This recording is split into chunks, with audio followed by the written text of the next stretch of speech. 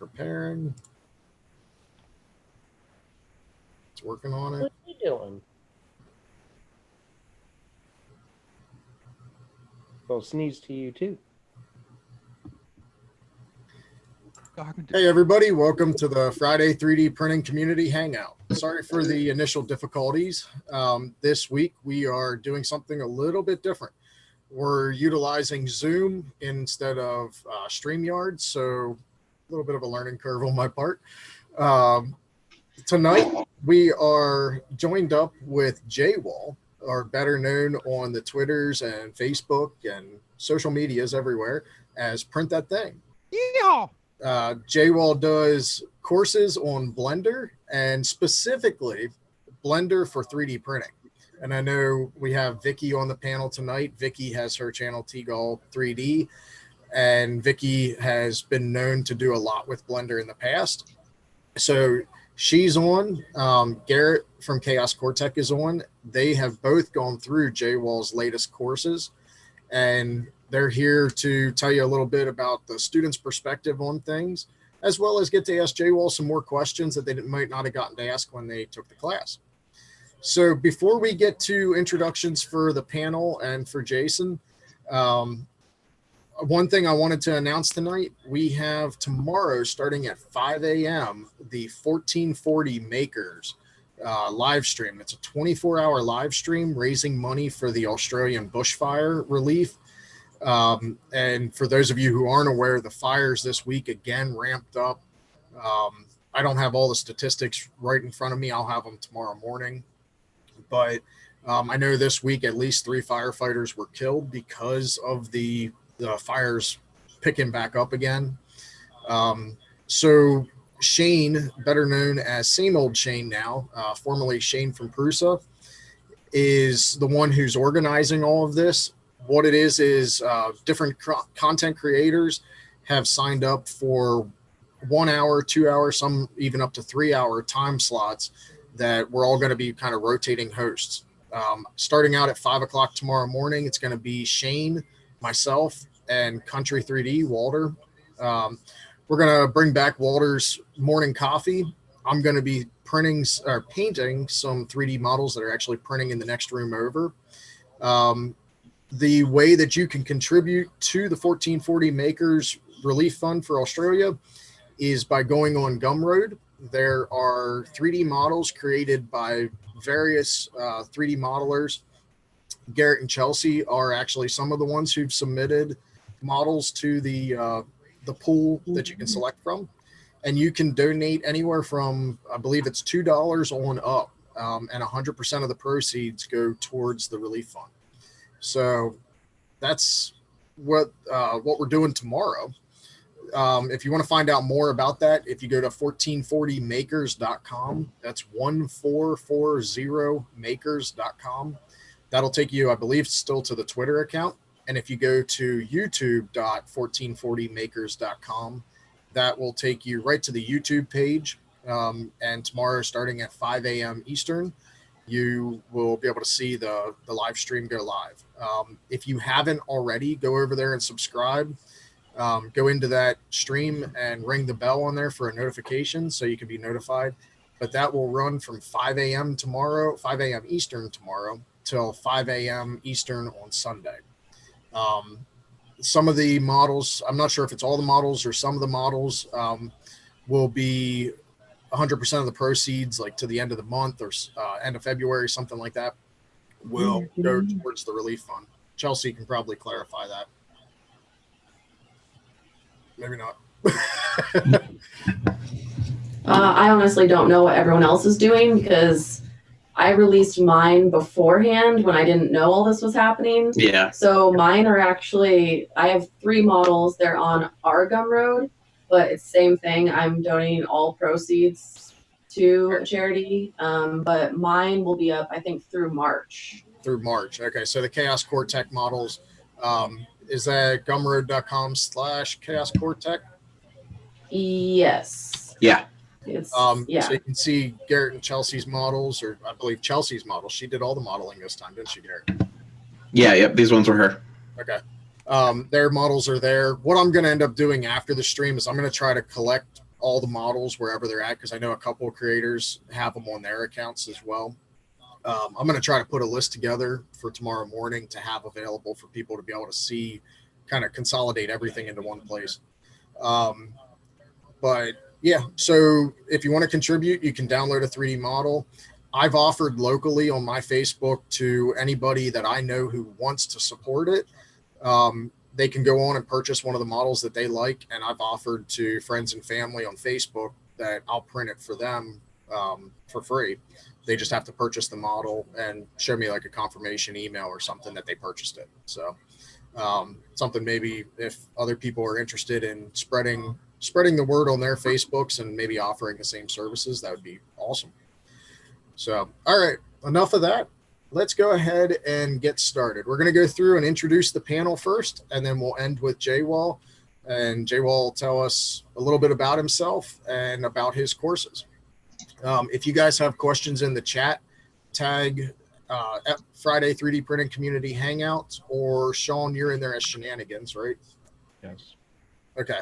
Or tag Shenanigans, and Shawn and I will try to pick up on your questions. We may not ask them right away, but we'll make a list of them, and we'll be sure to ask them during the stream. So let's go ahead and Paul, how about introduce yourself?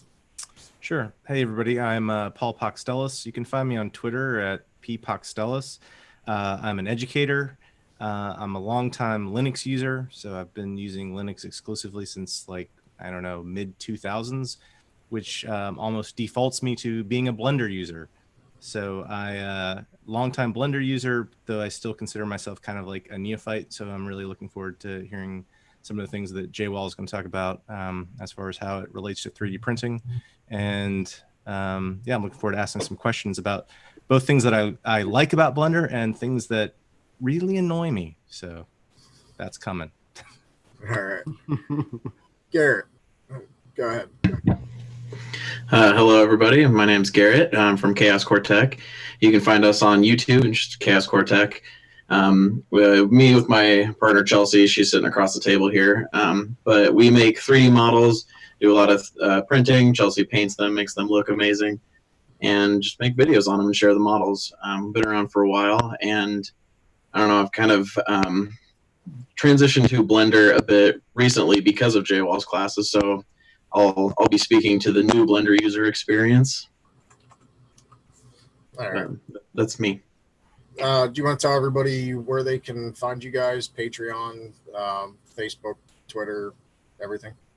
Anything? Sure. I'm ChaosCoreTech on everything. So twitter.com/ChaosCoreTech, patreon.com/ChaosCoreTech. Feel free to give me a follow or anything. And just so everybody knows, you guys just started back up your Patreon, right? Yep, just like 2 weeks ago. Anything special you guys are doing on your Patreon for the different tiers? Yep, we are. The big thing we're focusing on is D&D miniatures. We have a tier that supports mostly like their models designed specifically for 3D printing. So they're like a lot of them print without supports, but they all print really, really well. And then we have a tier that's more D&D type stuff. That's miniatures, terrain, that type of thing. And then we have a tier that's going to be some tutorial type content for ZBrush and things like that.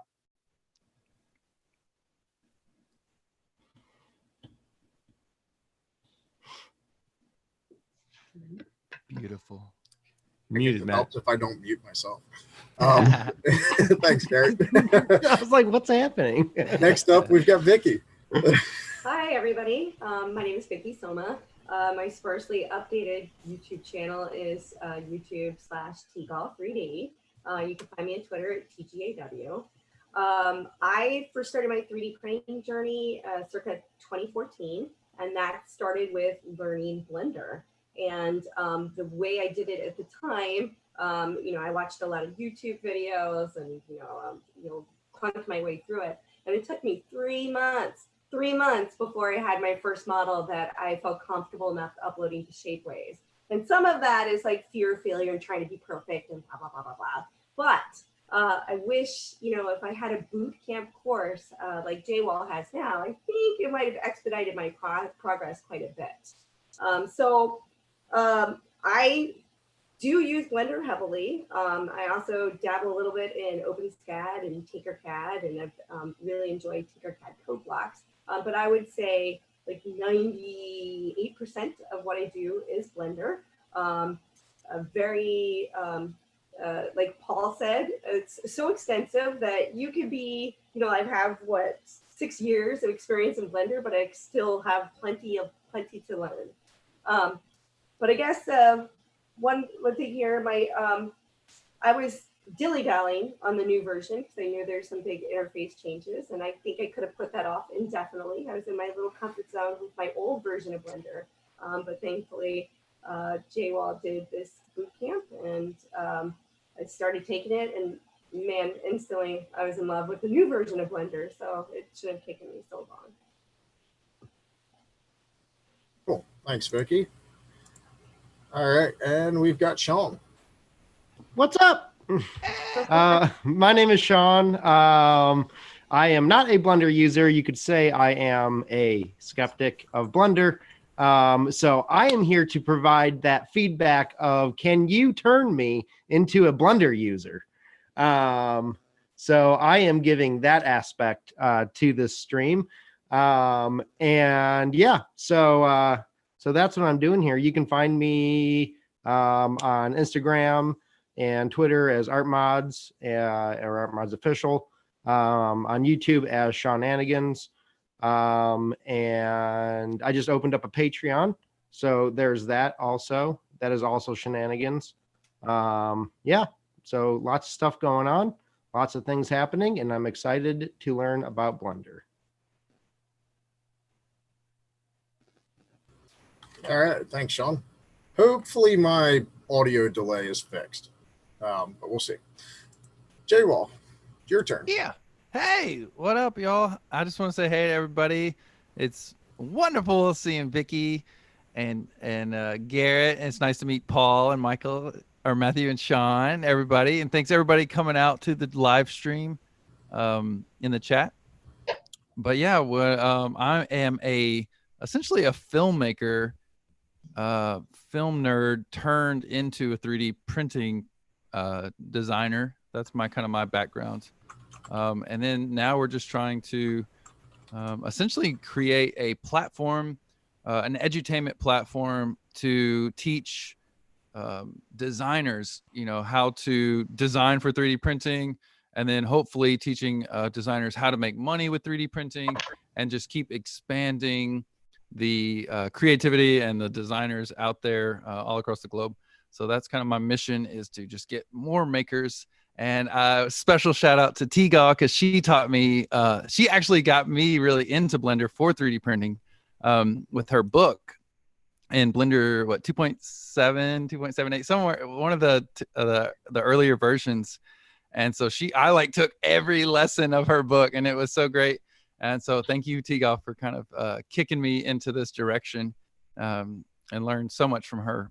And then, I've known Garrett for a long time, just like always. We've done some live streams and had a bunch of fun over the years. So I'm super excited to meet everybody. If you guys want to try or kind of dabble in Blender, then you can do f3dpch.ptt.live, and then that will help, this channel as well.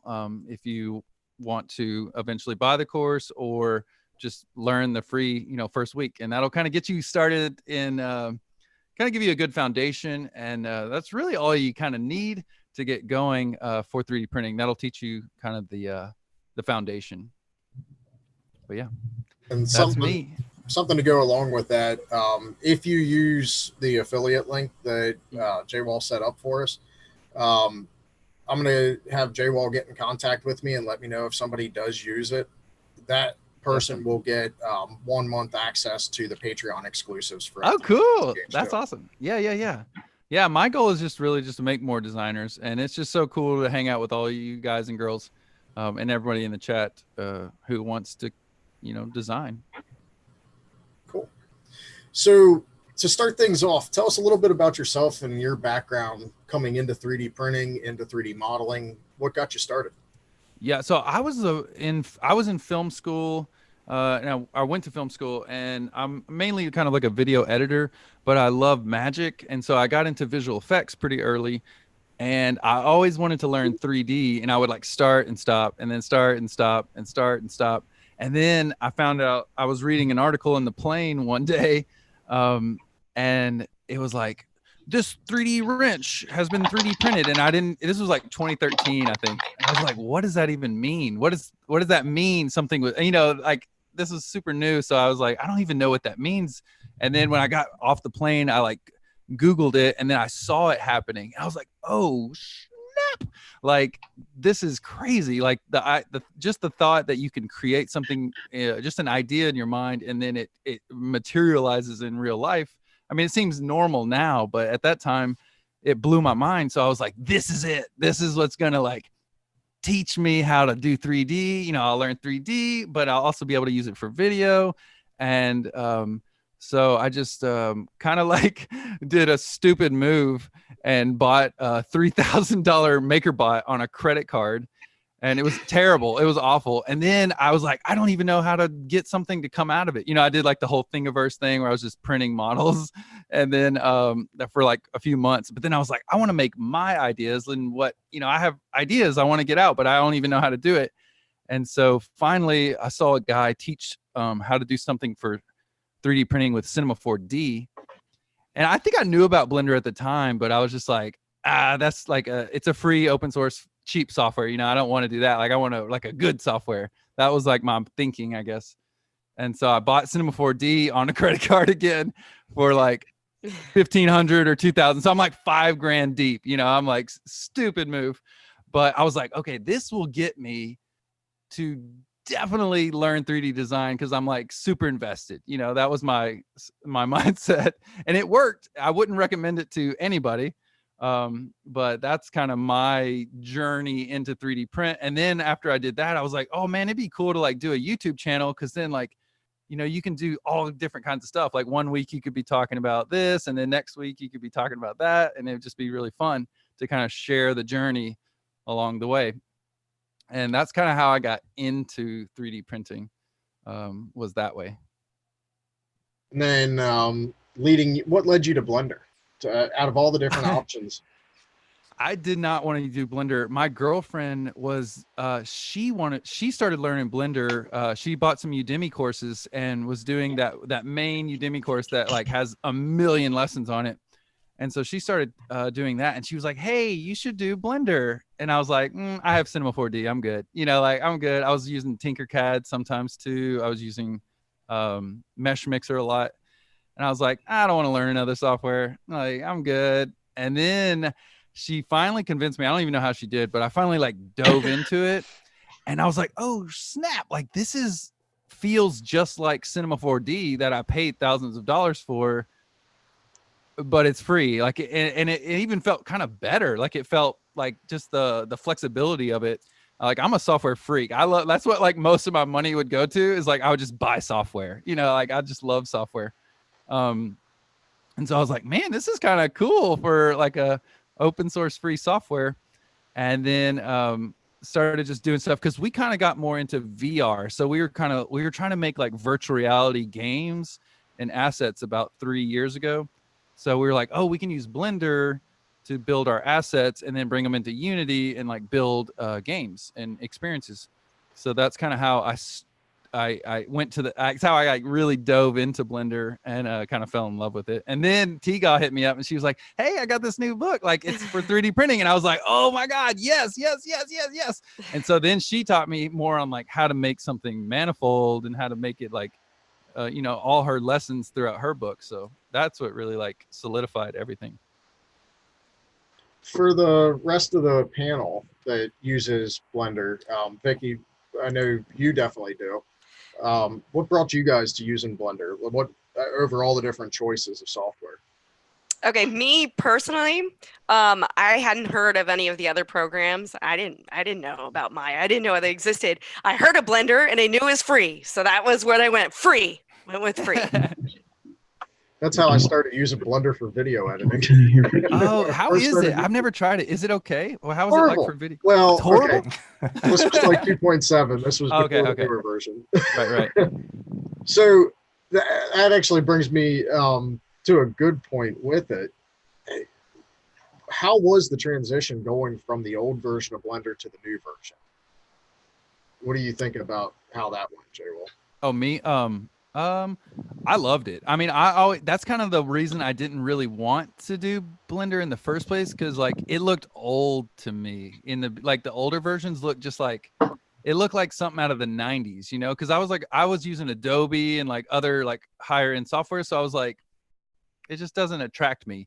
But then I just kind of dove in because of VR really and code, and then after Tigaw's book. And then I started hearing that they were updating it, and saw it, and I was like, "Oh my god, that looks like a cool software now." Like they've redone the look of it, and it kind of looked like a 2020 software. So I was like, "Okay, I'm like, this is cool. This is like, it looks way sexier now. Like it looks like a real cool software." And so that I kind of just dove straight in. Like I love change. I'm a futurist. And I love like you guys probably, and I just love change, and I love, which I know most people hate change, but I love change. And so when I saw it coming, I was like, let's go. I was just soaking it up from day one. What about you, Vicky? How'd the transition go for Oh, you? goodness. Well, I anticipated that it was going to take me weeks to get used to new Blender. So I was always like, oh, I got this project going on. I shouldn't do it now. I got this project going on. But really, it was, I don't know, a few hours before I was acclimated, because they switched. Then they give you a choice when you install the new Blender. Hi. They give you a choice if you want to select objects with the right click or the left click, and I just went with the new left click, and I got used to it really fast. So that's very brave. Yeah. Oh, did you stick with the right click? I was like, well, I figured like new people coming in would all be accustomed to left, because that's like the American way or whatever. Yeah. So I was like, let's just go. And there's been a lot of debate on it. Some people like hate it, like, but I mean, it's. You can do whichever. Okay, this is a tangent. One time the N key on my keyboard broke, and so I ordered a new one. It was going to take a while for the keyboard to come. So I put an N in my clipboard, and then as I was typing, anytime I wanted an N, I just hit Control V for paste. I got that new keyboard, and there was still like a few weeks that I keep hitting Control V. And so I was expecting that muscle memory, same that we saw with my keyboard, that I'd always be right clicking, but it really didn't take me long to adjust it all. And maybe that's because with the slicers, you're left clicking to select, and maybe with Yeah. What about you, Garrett? How was your transition from Fusion? Because I haven't really dove too deep into Fusion, but what was the transition of like just the feel of it, or how big? What was that like? Sure. First of all, Vicky, I can't hear you, so I apologize if I talk over you at some point. But well, I've actually been like kind of all over the place on the 3D spectrum, because like I don't know, I've wanted to make video games since I was 5 years old. So I got into it when I was like, I don't know, it was like 15 years ago. I got a book from like a local bookstore that was about making video games, and it came with a program called Milkshape 3D. It was super old, super clunky, and I couldn't find very much information on it. So that's what led me to Blender, because there was a lot more information on it online. There's communities around it. And so I tried it like 15 years ago, and it was very, very difficult. Yeah. And so I just like, I tried it for probably 2 months. I made like one model, and it was like a person, and I even tried to animate it and stuff, and it worked to some degree. But it was so frustrating. Like I couldn't remember how to do anything. And so I left it forever pretty much. And then cut to, I don't know, 7 years ago at this point, I was doing electronics type stuff. And through that, I found out what 3D printing was. And so I was primarily interested in it to make like enclosures for my electronics and little robots and stuff. And so that's why I got the 3D printer. And actually the first 3D modeling program I used was OpenSCAD, because I'm a programmer by my day job. I like do, it was easy to program a 3D object basically. Wow. But then I transitioned to Tinkercad, used that forever, and I made some like crazy stuff in Tinkercad that Tinkercad should not make. And then I basically hit the limits of that, moved to Fusion, and that transition was really hard for me because I'd never done any CAD before, and I just didn't quite understand the concept of sketches, Mm-hmm. So then from there, I hit the upper ceiling of Fusion because I wanted to do more organic shapes like characters and stuff like that, and that's just CAD's not built for that. So I went to ZBrush from there, and that was a hard transition because those are like two just wildly different things, CAD and ZBrush. And then I've been using ZBrush. I still use it, but a couple months ago, you reached out to me, and you're like, I have a course for Blender. Give it a shot. And I'm like, okay, I will give it a shot. And I guess I also use Maya a little bit, so I'm slightly familiar there. But so I took your course, and it just like I think that coupled with the new Blender update just made it all click. And it's just like Blender is like my favorite thing right now because good. I'm having so much fun in it. So actually, my transition into Blender was very, very easy because I had enough knowledge from other software that Blender was like, hey, I'm going to take your knowledge from that concept, but make it like 1,000 times easier. So cool. Yeah, that's beautiful. It's a long story, but that's how I got there. It's a great story. What about you, Matthew? You said you did the editing. Did you do any modeling at all? Or Shawn, what do you use? Go ahead, Shawn. Oh, okay. Either way, yeah, sorry. No. So I don't use Blender. I don't use anything anymore. I don't 3D model anymore. Right. I should though. Yeah, why? Yeah, I should. So I first got into 3D modeling. I worked in film and television. I was cool. grip and electric. Oh, dude. And then I also did set decoration. And so from there, I was starting to get more into scenery placements, visual effects. So we would shoot a plate and we'd do a scenery placement and then do a lot of rotoscoping and adding stuff in. Oh, yeah. But I didn't do any of that on big productions. That was more kind of like a hobby job, I guess, if that makes any sense. Yeah. Like I really wanted to do it. So I went and I took classes at a school when I was living in Los Angeles. And I was using Maya and ZBrush. And this was in 2008, 2009. And before then, I went to SIGGRAPH and I was starting to get interested into this stuff. But I was always a film guy. I was always working in film and television on different shows and stuff. And so it was an interest and I really wanted to do it. And so I dove deep into it, but I only used stuff that the industry was using because I knew I would have to learn that program to be able to get into a job. Kind of like killing two birds with one stone. Right. Yeah. Right. So I was a Maya and a ZBrush guy before ZBrush became super awesome. ZBrush was like what Blender was at the start. It was very bare bones. And it was still great. People were doing awesome stuff with it. Oh yeah. Lord of the Rings and whatever, like everything with, What a Digital was like, ZBrush is ours. Like that was their thing. So ZBrush changed and evolved for the better, I think. But I don't do any 3D modeling anymore, and I should. But yeah, I might get into Blender. I'm already kind of convinced. Yeah, you should try it. It didn't take very long. Yeah. Kind of getting inspired here. So fast. So maybe I'll start. Yeah. Yes, he's converted. No. I don't even know. So maybe I'll just like get off the stream and start doing Blender. See ya. But yeah, so that's kind of where I came from. And with 3D stuff. I don't know why I got a 3D printer. Yeah, what was it? Was just something to do, like, or is it film? I mean, looks like you got some film props behind you. Like, yeah. So I'm in pre-production for a film that I'm doing. Ooh. So it's gonna be a ginormous production for a 25-30 minute show. That's cool. So yeah, so I got 3D printed props here. And I don't know what they were modeled on. Because I didn't model them. So, right. I have no clue what they were modeled on. Yeah. But yeah, so I'm kind of incorporating now 3D printing into film and television. So like in the future, I'm gonna be doing like 3D printed gobos and cucalorises and how to do light and shadow with 3D printed parts. Yes. And all that kind of stuff. So all that stuff I could probably do in Blender is making making flags and scrims and different things. Definitely. So yeah, that's probably where I'm gonna go with this because now I'm committed. That's great. What about you? What about you, Paul? Are you doing any designs and stuff?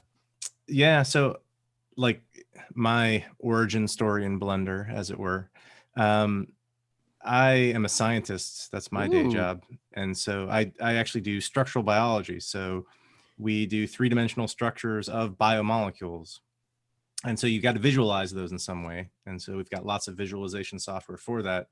And back in like early 2000s, I was looking for ways to make nice images. And so I would take these structures that we would solve, and I was using things like Pavre, things like that to generate 2-dimensional images. But I wanted a little more control. And then again, being a Linux user, you could just do like yum install Blender, and you had Blender.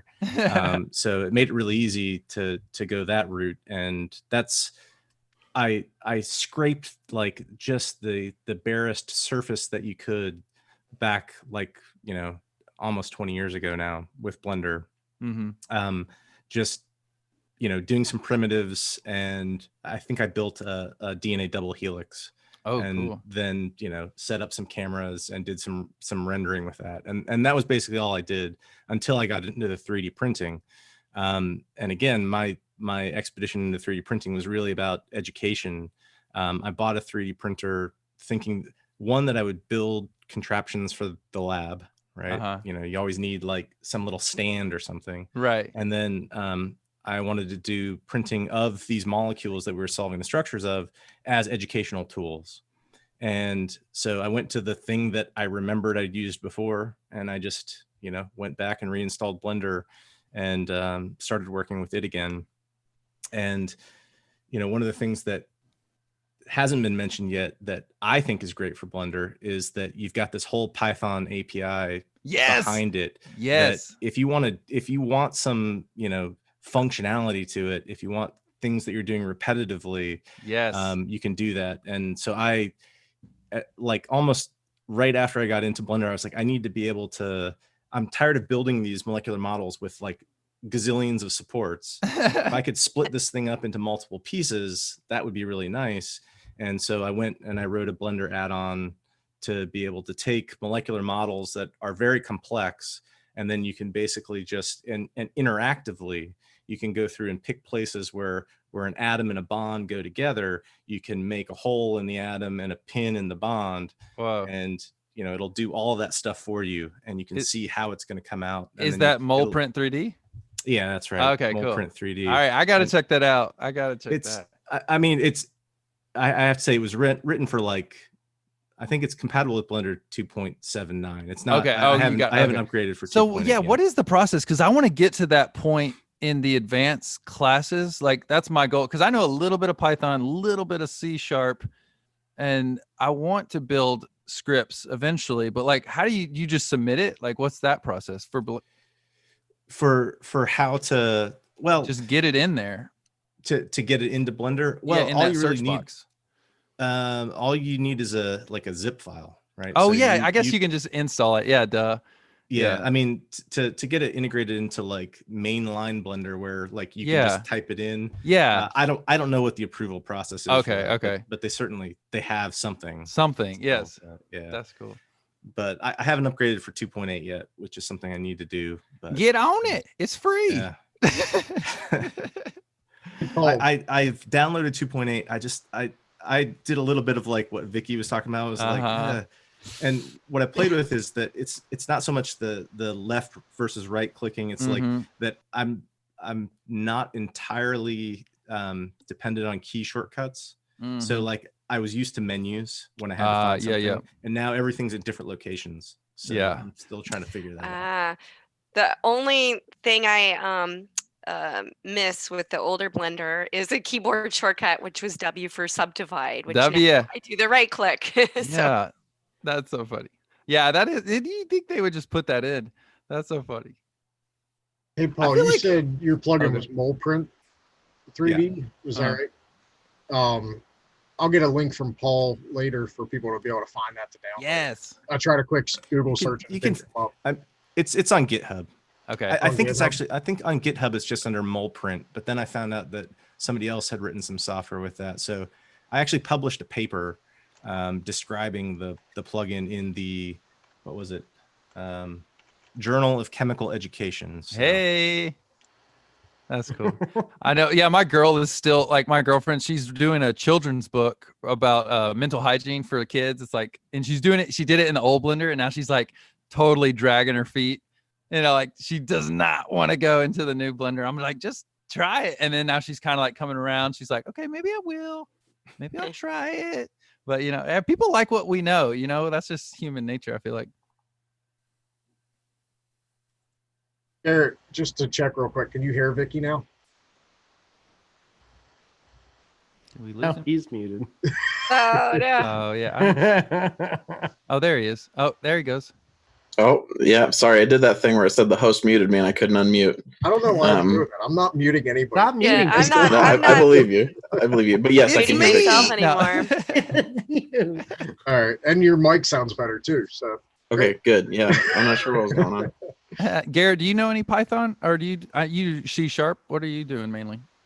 Yeah, I know C# is one of my favorite languages, but I know a lot of languages. I've used a bit of Python. I wouldn't say I'm adept, but I can do some basic stuff in it for sure. That's cool. That's great. Jayson, you had asked about like what I did with Blender Yes. previously. When I started my YouTube channel, I'd say probably the first 5 videos were edited using Blender, and that was absolute. There was one thing, and I haven't gotten to play with 2.8 enough yet to know, but the one thing that aggravated me with Blender is it can do so much, and it's all in one package. Like I almost feel like Blender should be split out, like Adobe's Creative. Yeah. Yeah. Where you've got your photo editing, They might. vector editing. Yeah, like that was kind of my biggest struggle with Blender leading up to it, and like even going through Vicky's book. Like Vicky's book did a good job of it. I did the same thing with your course for 2.8 when 2.8 was still in beta. The one on Udemy. Yeah. And I started everything, but I keep getting distracted with other stuff. I got to get something done. And it's like, okay, well, if it's something that can be modeled in Fusion 360, I'm way quicker at Fusion. Okay, got you. But I've been dabbling with ZBrush. I'm going to end up going through and doing your course again. I'm going to finish the Udemy one, but then I'm going to go and do the new one as well. Cool. Just to, try to learn as much of it as I can, because I would love to use Blender over ZBrush, or maybe use the two together. Yeah. That's what Devin and I were talking about last night. It's like, I mean, and Garrett probably knows this too. Like just using them all. Like I would use Cinema 4D and then go into Tinkercad, then bring it into Mesh Mixer. Like I was doing everything, before I got into Blender, and I still would. Like I'm not opposed to using any software. I think like just as a designer, you got to know as many little tools as you can get, and just mix them together whenever you need them, and to be the max creative. That's I think that's actually pretty common in like video games, movies that use like advanced CG and stuff like that. Like the pipeline from modeling a 3D character and then going all the way through to make it like game or movie ready is just insane, and touches like 20 different pieces of software. Yeah. So it's all about which softwares you have access to. Yeah, you gotta be a software freak. For sure. That's the thing. I think like Blender's a good opportunity for people. One of the best things I think you can do is kind of with the organic modeling and stuff like that, pick a program and get good with it, but get comfortable with it. Yeah. And then branch out into these other ones. Cause like my problem is like, I'll play with ZBrush one day. The next day I might play with Blender. The next day I'm in Fusion. And it's like I'm all over the place. That's good though. Yeah, like that's three good. three completely different programs. Yeah. Dude, yeah, and Tinkercad, like Tinkercad is actually like incredible. And Vicky, tell me a little bit about the code blocks. Oh What my is goodness, that? it's sort of like I helped with a Girls Who Code program, and you know we Cool. did a lot of stuff in Scratch, and so they could drag and drop commands and make their if statements and stuff like that. And it's Wow. very similar to that, just with 3D modeling. And then Man. one thing I really like, I think would be good from an educational standpoint, is you can sort of compile your model and it'll go step by step, and it shows you what it's doing. Like, oh, here's a Whoa. cube, I'm subtracting, you know, like this other cube. So you can, like, if there's something wrong with your model, you can almost see like the exact spot, like, oh, that's where I went wrong. I had the That's coordinates so wrong. So great. it's a very good debugging tool, I think. Yes, man. And just what it's doing to your brain or your subconscious, you know, just figuring out all the little layers or just where the issues are, like you were saying. Yeah. Dang. So tell us a little bit about your courses, JWall. Yeah, so we just kind of changed it up. Yeah, we changed it up a little bit. We have essentially two types of courses now starting this week. We have the workshops, which are more intense. I'm really only trying to allow like 30 students because I feel like I'm just kind of like a one-man band right now. So I feel like I can handle about 30 active students, giving them like full attention and everything like that. But then we also just opened up just courses for people that want to just kind of do, you know, people that are kind of self-starters that don't need as much help or as much accountability. You know, they can get some of the lessons at a lower price because I mean, so those are at I think $29.99 now. But then if you want the workshop, you can get it with your guys' discount for $99. So it's like $25 a week essentially. But that's just you know, people who maybe need a little bit more accountability, or people that want to like really dive deep and like almost like a 30-day challenge kind of a thing and really transform into a 3D designer really quickly. That's what I would recommend like the workshop for. But someone who's just like, hey, I get 3D, you know, I just want some information or I just want to learn a new skill, then we'll have the something for them as well, you know.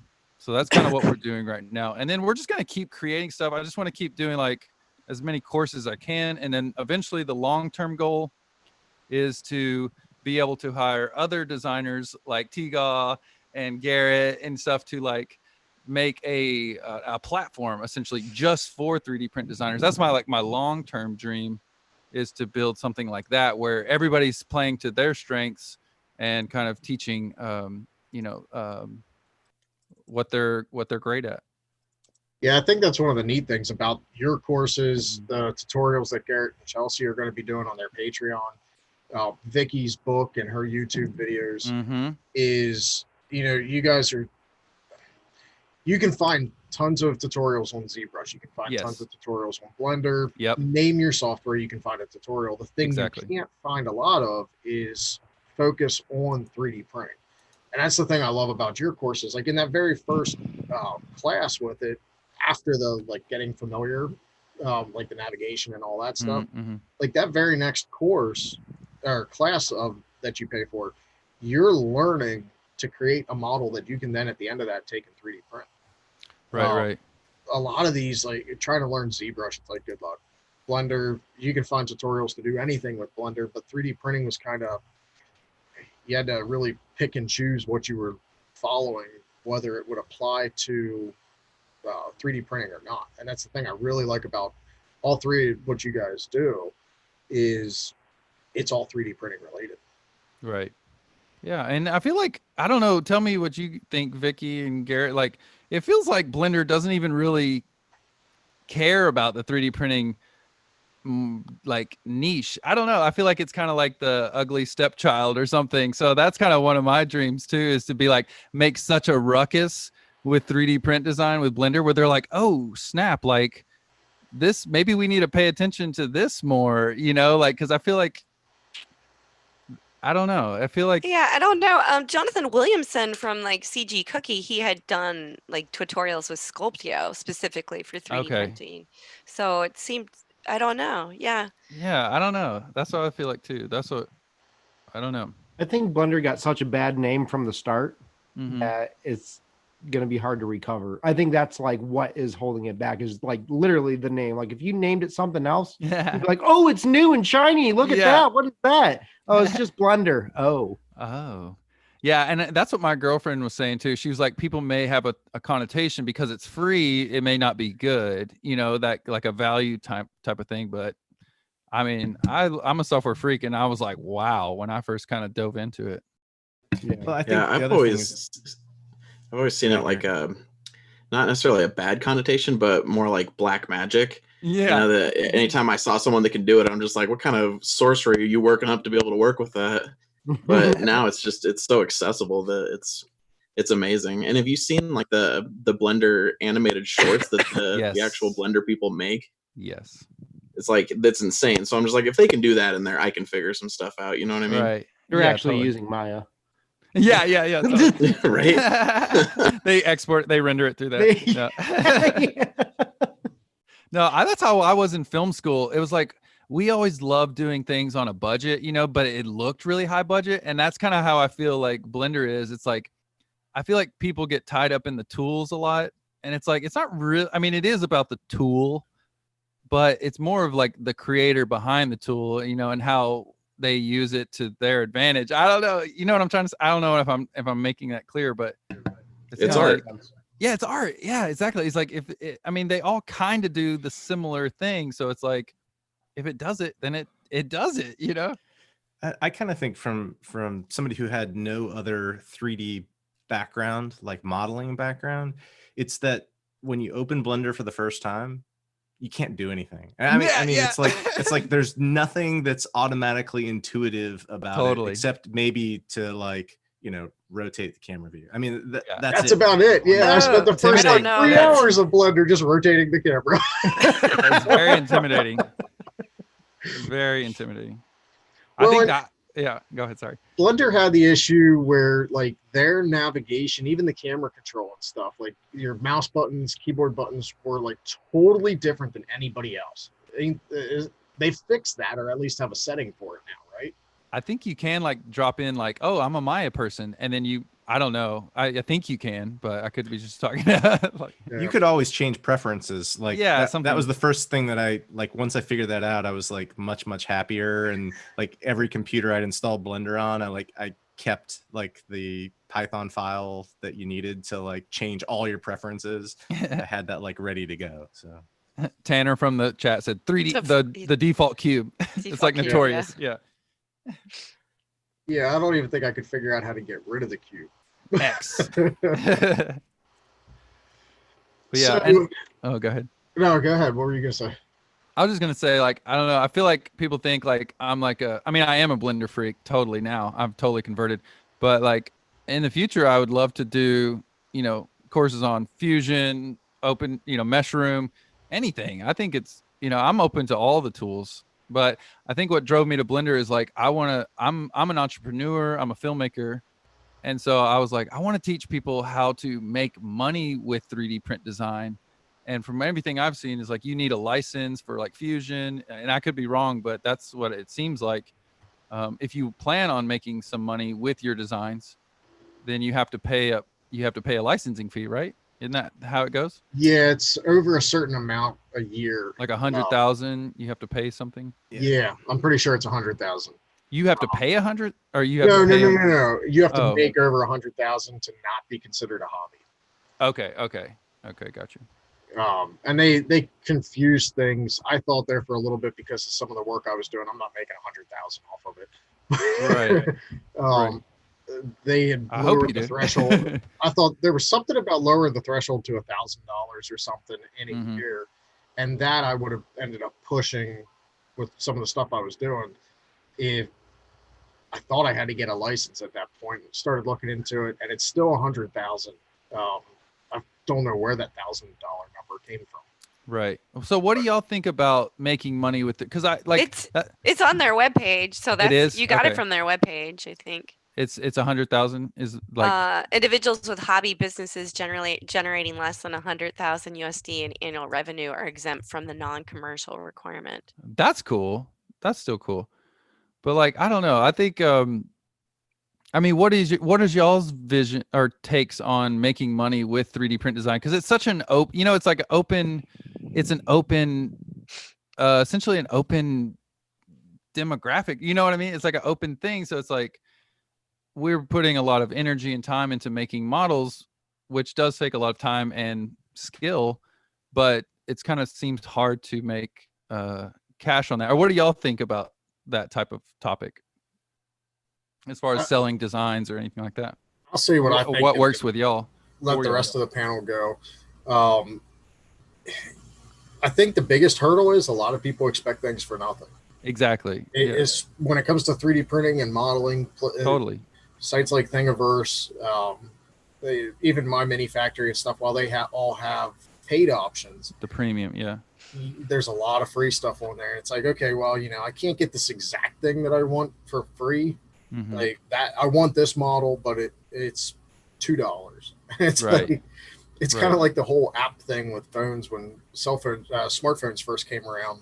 Right. People didn't want to pay for apps, and then all of a sudden that just became a thing you do. It's the norm. Or seems like it. That's what I'm trying to figure that out. Like, what is that norm? Where is the line? Where is that thing?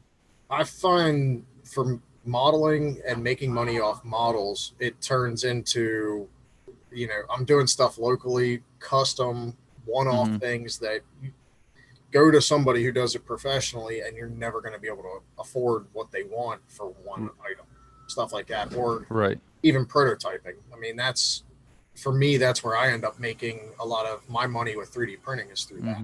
Yeah, me too. I feel like 90% of what I make is working with like non-disclosure clients, people who want prototypes, for mass production or something of that type.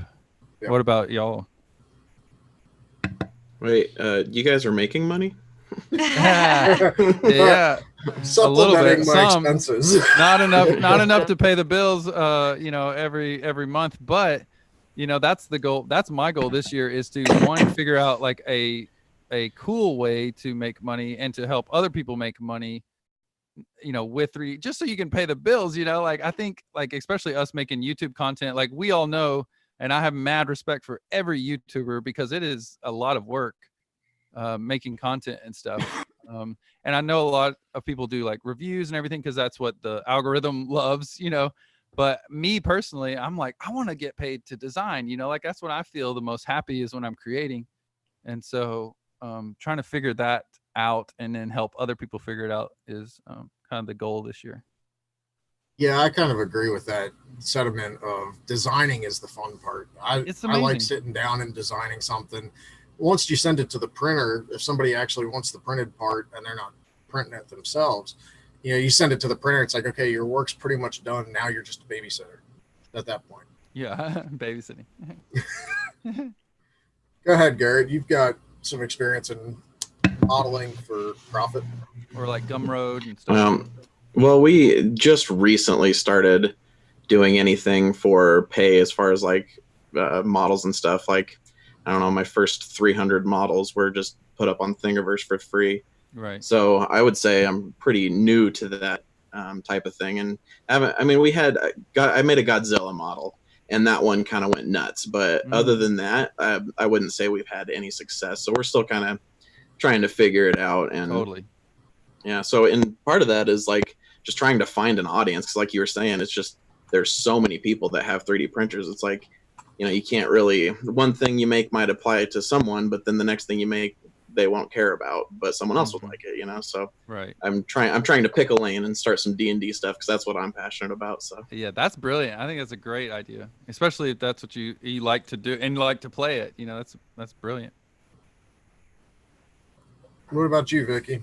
All right. On my side, the bulk of my 3D printing income comes from, training sessions. I get paid to teach librarians. Oh, cool. But that comes from, getting out there and showing your work. And because sometimes, you never know, like something seems like a dud. So, a few years ago, someone said, hey, we're having a 3D printing event at this university. Will you come and teach a class on OpenSCAD? I'm like, yeah, sure. Yeah. And only 4 people showed up. But one of those 4 people, like, then got me these other training sessions. So, Right. you know, even if it looks like a small class, you never know what's going to come from it. As far as I've never really sold just my designs, I do sell the finished products. So Okay. I do limited craft shows. My town has a 50-year-old craft show, so it's cool. like I can just like go down the street and set up my booth and everything. And then I sell on Etsy, and I'm still kind of a baby shop, especially if you compare me to like A Buzz Designs. You know, like I have a very busy October to December, but then it's, you know, very sporadic sales throughout the rest of the year. Would you recommend Etsy to other designers? Yeah. I mean, I think it's a very low barrier of entry, and especially when I first started, there were referral codes, and they may still have those. So, you know, someone could give you a referral code, and your first 40 listings are free, and then that person gets 40 free listings. So if you want to do that, I can get you a referral code. Hopefully. Yeah. I was thinking about doing Etsy. That would be cool. And then then other than that, you pay a transaction fee when you make a sale, and that's normal. So I like the one thing you talked about, Vicky, is that that nothing's going to happen unless you put yourself out there. If it's a big event or a small event, it doesn't matter. Put yourself out there and show your work and show what you can do, and don't shortchange yourself. Like nothing's going to happen. You're not going to make yourself known that, hey, I do this, and you're not going to make money from doing that if no one knows who you are, and if you don't put yourself out there and take any opportunity that comes your way. And I think, that was a really good point that you made with that. Yeah. And if you're scared to dive in and sell something in a craft show or whatnot, start with a maker fair, because, you know, that's, you know, you're going to get free feedback from people. And that's cool. And I think that fear is that boundary. You're so scared to put yourself out there at first, but when you do, that fear goes away, and you're like, whoa, like, totally, this is happening. Like, it's invigorating, you know, you got to jump. Especially when you see your work day in and day out, it starts to feel pretty ordinary. But when you start to see it through other people's eyes, then it's to be exciting again. Yeah, and I think when it comes to like doing modeling for a profit, not necessarily printing stuff, all it takes is that one time you get that one thing that everybody on Twitter and Facebook is printing. Like, you know, Disney did it with Baby Yoda. Right. Like, I mean, even the 1440 Makers tomorrow has a koala Jedi. And it's the Baby Yoda basically with a koala's head. You know, it takes that one model to kind of kickstart it, and now your name is being spread, well, hopefully being spread everywhere. I know sometimes that's the bigger challenge people who do modeling face. You kind of had that moment, JWall, right? With your cat armor. Oh yeah, cat. Yeah. You did the cat armor? Yeah. He did the cat armor. My cat won't wear. I didn't know that was you. Look at this baby. Hold on. Yeah, that's me, bro. Okay, I made it in cinema though, but I'm gonna make a whole class on how to make armor. I need to get with you, because I need to make some armor for my cat. I printed that one, and he won't wear it, but let's do it. My goodness, my cat, he needs to be battle ready. Yes, he does. Yes, he does. I want to do a whole photo shoot with him. What's your cat's name? Peepo. Peepo. Yeah, Peepo needs to get set up. Yeah. Look at him. He's over there snoozing. Yeah. Look at that snooze. Oh, what a dude. He's like, I look like a giant wonton. A giant fluffy wonton. That's so cool. You designed the 3D printed hat, the one that was just a skeleton frame. Yeah, just wireframe. Yeah, I'm gonna do. I love hats, dude. I mean, I love them. I wish more people wore hats. So I'm gonna do a whole series on hats. Like that's one thing I want to design is just like funky hats, like the craziest hats you've ever seen in your life that you can 3D print with like flexible filament. Like that's one of my goals this year is like start a hat chain. You should do a hat that matches the cat armor. Oh, dude. I mean, yeah, just put some spikes on it. Yes. Spikes. Yeah. I'm sorry. I'm obsessed with that. I didn't know you made that. I'm really excited. Yeah. That was like 20. I don't know what year, but that was so much fun. And it was crazy. It was crazy. Like 2016 or might have even been 15. Yeah, I think it was 15, somewhere in there. Yeah. Yeah.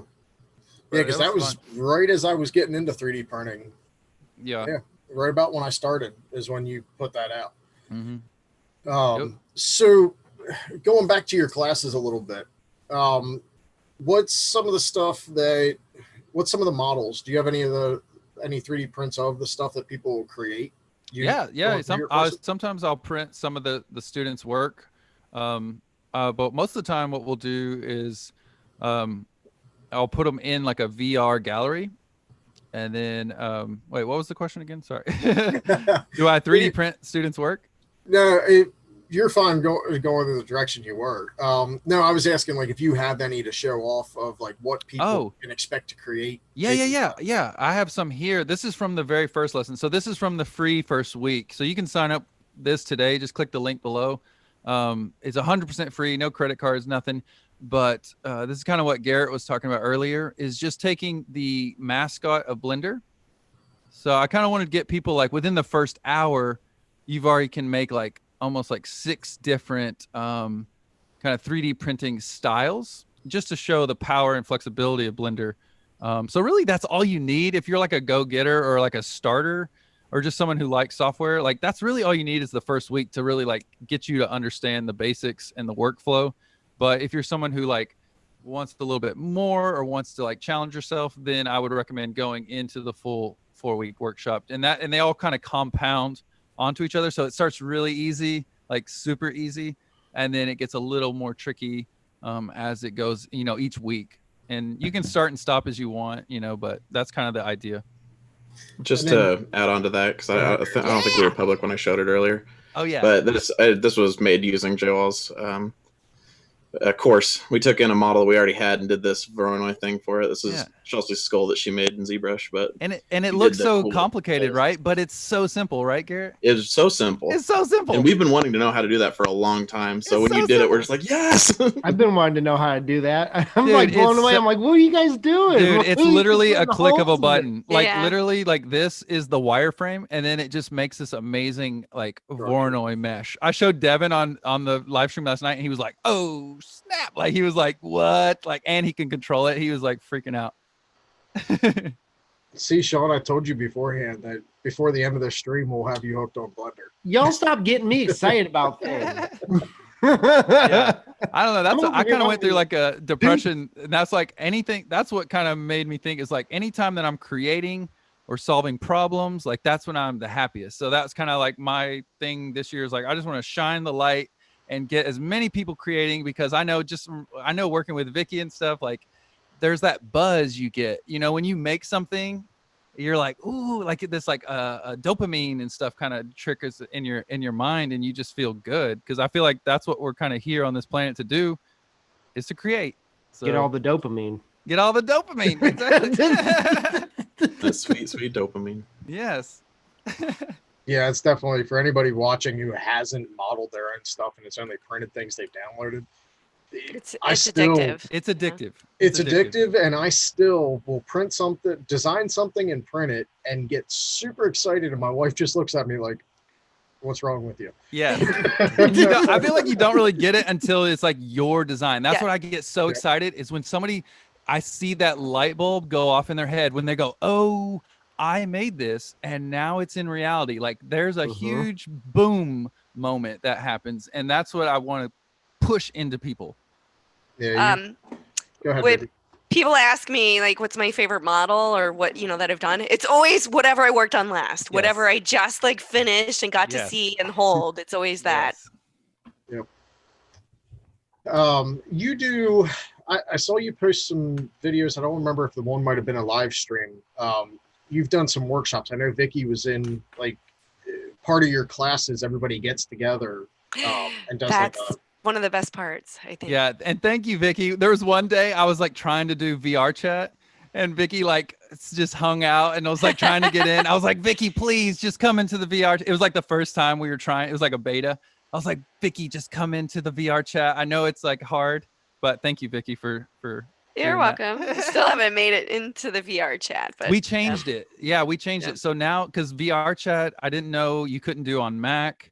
And it's like a 20-step process to get into VR chat for some people. It's just too much, you know? So now Mozilla, actually 3D with us, they're over in the UK. They're a couple. Oh, they were in our meetings. Yeah. Yes. And so they told me about Mozilla Hubs, which is like I guess a new kind of experimental thing, a browser-based VR, like a browser-based VR chat, essentially. And you can get in with your phone or your computer with like 2 clicks. It's crazy. And it's very responsive. So that's like been a game changer as far as just getting people together on, or what did you think, Vicky? Did you enjoy more of the live streams like this on Zoom, or did you, I guess you never went all the way into the VR chat, did I you? never got all the way into the VR chat, but Right. I think I just enjoyed the community of it. Yeah. Where we're meeting every Sunday and showing our work so far, and you build off of other people's ideas, and you see like how they took the lesson to a next level, and Yes. inspires you. But even Exactly.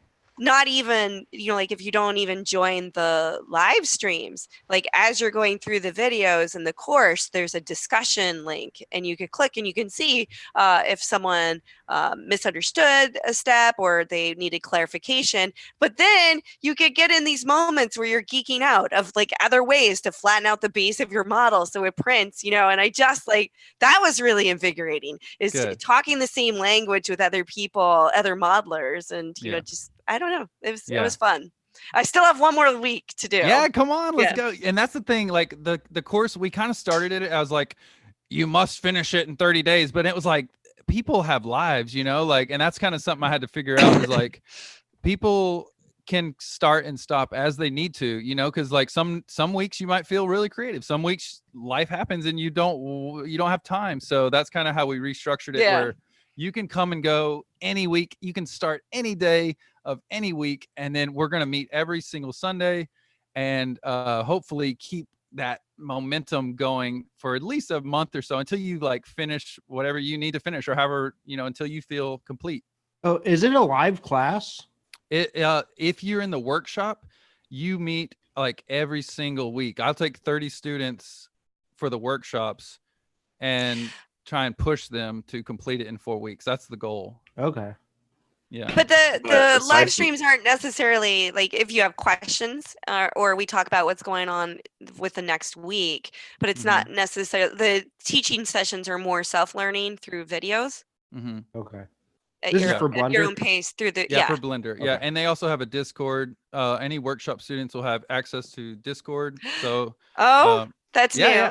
Yeah, that is new. I just kind of been getting into Discord, but now, you know, so essentially you have direct access to my cell phone, my inbox, you know, for like, hey, I can't figure this out. We also do a one-on-one session, kind of like what we did with Devin last night. You get a full hour if you're like brand new to design, but you really want to do it. You know, we'll set up a Zoom call and like, you know, work with whatever you need help with. So that's part of the workshop as well. That sounds awesome. Yeah. And if you're a little more adept with 3D modeling things, you can also just like blaze through it, because you did it fast, didn't you? I feel like we did the whole 4 weeks in 3 days. Yeah. We were like so excited. Exactly, because we were gonna do a drip schedule where it was like every week you get the thing, but then I was like, if I bought that class, I would blaze through it like Garrett. You know, I'd be like, okay, got it, let's go. So that's kind of how we're trying to please all types of people, because there's so many different types of learners, you know, so it's like trying to figure out that balance. And we've only been doing it 3 or 4 months, so I mean, it's going to keep evolving and changing, and just what's best for everybody and the model. So I think you have a good setup, though. It was really easy to use and get in, and just the short videos going down the list, it was perfect. Like I think. bite size. So what is the total length? It's about 5 hours. It's about 5 hours now. I didn't want to be like, there's 45 minutes or 45 hours of content. You know, I feel like people are kind of like intimidated, especially for the beginner course.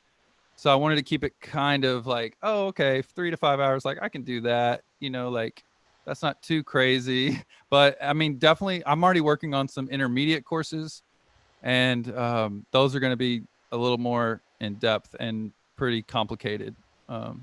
Moving forward. So for somebody, go ahead, Garrett.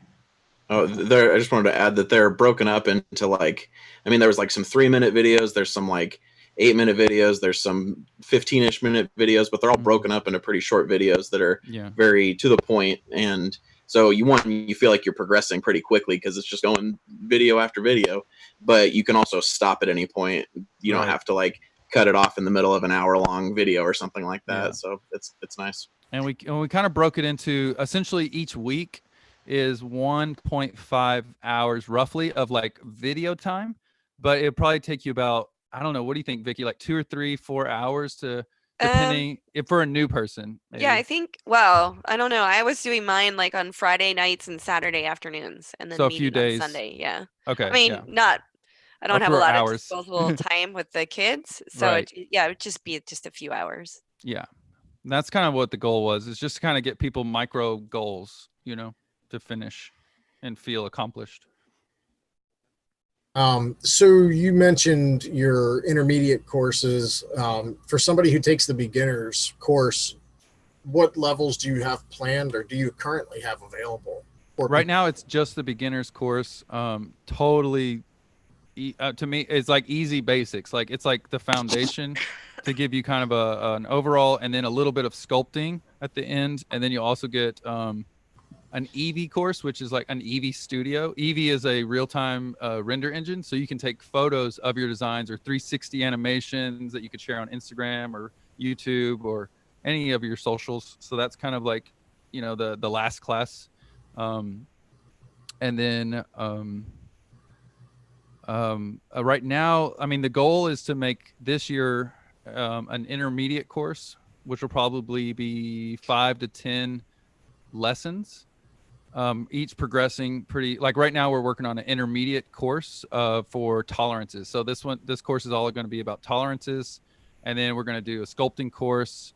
We're going to do maybe like a dog armor, cat armor, human armor type of course, something like that. And really it's just whatever I feel like I want to learn.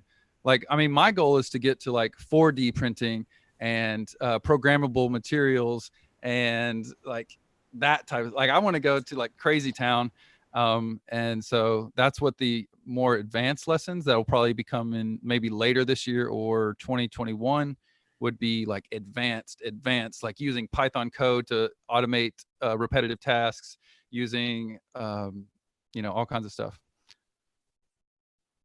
That's the long-term goal. And then eventually I would like to make a course that's like, okay, now you've got these skills, right? You know how to do a lot of designing, you know how to do like the easy stuff, you know how to do the hard stuff.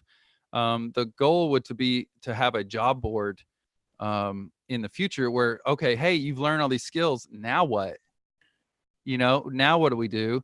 And so I would like to be able to say, hey, you've got these amazing superpowers. This company has $10,000 and they need somebody to make them a new product. Like y'all, if anyone wants to, any advanced students want to jump on this, like here it goes. Or, or even have a course on how do you make money? How do you do YouTube? How do you sell an item? How do you, what do you do? How do you make money with this superpower? Do you work with clients? Do you do a YouTube channel? Do you sell things on My Mini Factory? Like there's so many different routes that you could go. Do you do Etsy? So I would like to do a course like that as I learn, like, hey, this is what's working for me. It's totally up to you. These are the 10 different options or 20 different options you have at your disposal. And pick 3, and you can hopefully, maybe you hate your job, maybe you want to like do this full time because it would be amazing and fun. So that would be the long-term goal. The long-winded version of that. Sorry, I just get so passionate. For anybody who is on the edge or they want to learn Blender, they're thinking about picking it up and they're interested in taking your courses, what is the cost of your course?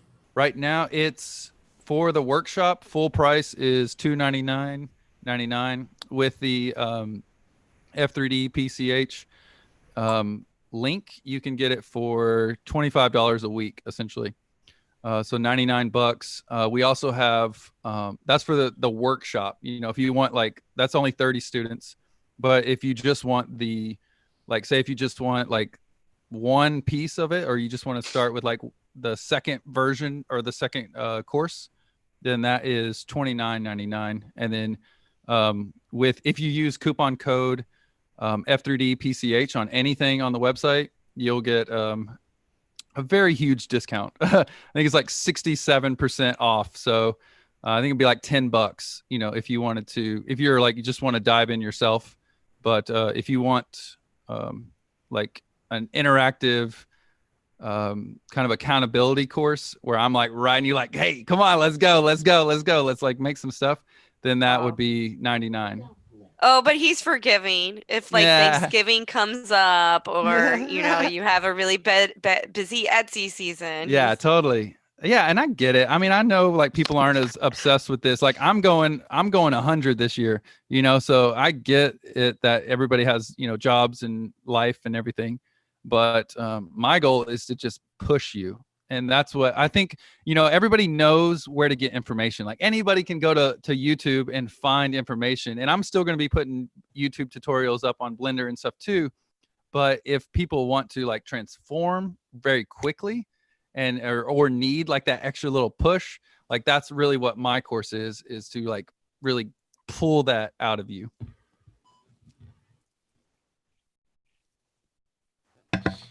Hey, JWall, a little off topic, but I got to show you something. Yeah, this is what Chelsea did. And sorry, I'm going to hold a phone up to the screen just because I don't have a better way of doing it. But shortly after taking your class, Chelsea made this. Yes. It's just, she made a dog basically like you described, but and she then put the bones in it. Yep, and then did just a cute little animation. Oh my God, that is so cute, Chelsea. Thank you. That's amazing. Yes. See, and that's the thing I love with the blend. I mean, you just what Garrett was talking about before I think we went live is like rigging. Okay, so imagine you make like this amazing sculpture of something, a human body or some type of object, right?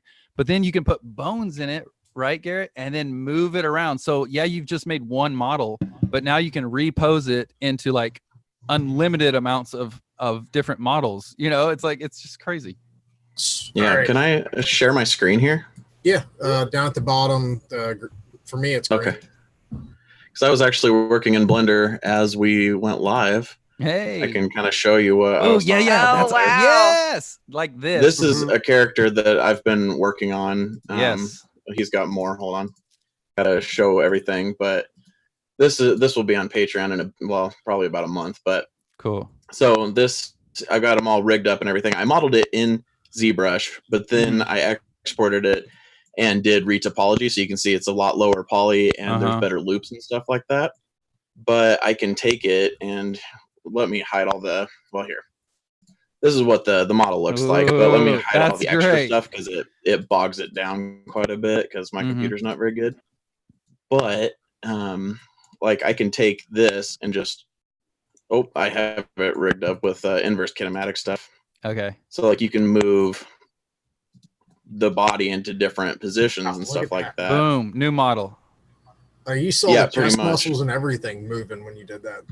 That is freaking cool. Yeah, and I even have some like face stuff in there. So I mean, you can get as advanced as you want. Yeah. But like, say that I wanted to move his jaw. I can. Oh wow, you even got it on his back, lips. and now he's got a more open mouth. Yep, and you can do the lips and stuff like that. And I can. Oh, that's probably a bit far. Oh, that's so cool. See, this is like power. This is so powerful. That is cool. And I'll hide the armature. So yeah, and then you can export this. Boom. A little tap dancing bugbear. Yeah. But it's very cool. It's amazing. So that's like, oh man, I'm so proud of you, Garrett. That's amazing. So now, thank you, man. You were the inspiration, dude. Right back. This I'm really curious about because like Jen and I down at Earth got full body scans done. Oh, cool. You can rig yourself. Yeah, that's what I've been wanting to learn how to do is rig so I can reposition us and stuff. And then now, so you can reposition it using that rigging and then export a printable model from that, right? Yeah, that's what we've been doing with our miniatures and stuff. Like this one. Yes. This started out like the bugbear that you see, that it was just in a T pose with its arms out, or A pose actually, but then I went through the whole process. I mean, it is a lengthy process. Yeah. Like it took an average model takes me like about 2 weeks to get through, but then you have full control over it, and you can put weapons in their hand. You can pose it, export it, and I export it back into ZBrush just for a little bit of cleanup, Wow. and then 3D print it. That's amazing, Garrett. That looks great, dude. Thank you. Is that from a Stop resin? making me want to do Go ahead. it. Guys. There's another one we were working on. It's a knoll, the hyena creature. Wow. So sweet. Dude. So I try and get it to focus. Yeah, and that one was the same process. So I modeled it with its arms out straight and everything, and then just posed it up like I was animating it, basically. That's so good. Yeah, that's where I want to get with with the organic modeling and stuff. My oldest daughter finally let me 3D scan her head using 360 Connect. Oh, cool. Unfortunately, we didn't get the kids done down at Earth. That would have been perfect because that was photogrammetry. So it was like, stand there for a second, stay still for 1 second. Yeah. So now, does your course, the beginner's course, doesn't go into the rigging and stuff like that? No. Garrett's just an overachiever. Yeah, Garrett. Yeah, no. That's what we had planned on doing, but maybe we'll just hire Garrett to do one. No. I'm down. I'll do it. Hey, yeah, totally. I'll email you later. But Sounds good. Yeah.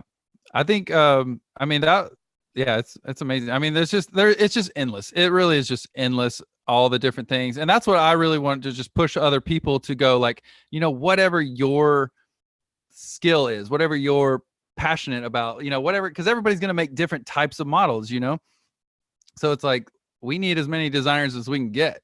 I think, especially in the future, it's going to be a fun future, especially if you know how to 3D design. Yeah, if you pick it up now, as things pick up more and more, you'll be further ahead. Exactly. So Vicky had touched on it a little bit. Somebody who signs up for the what were you calling the course? The workshop? The workshop. So yeah, it's workshop, and that's the interactive workshop, or there's just courses, which are more kind of like, go at your own pace kind of a thing.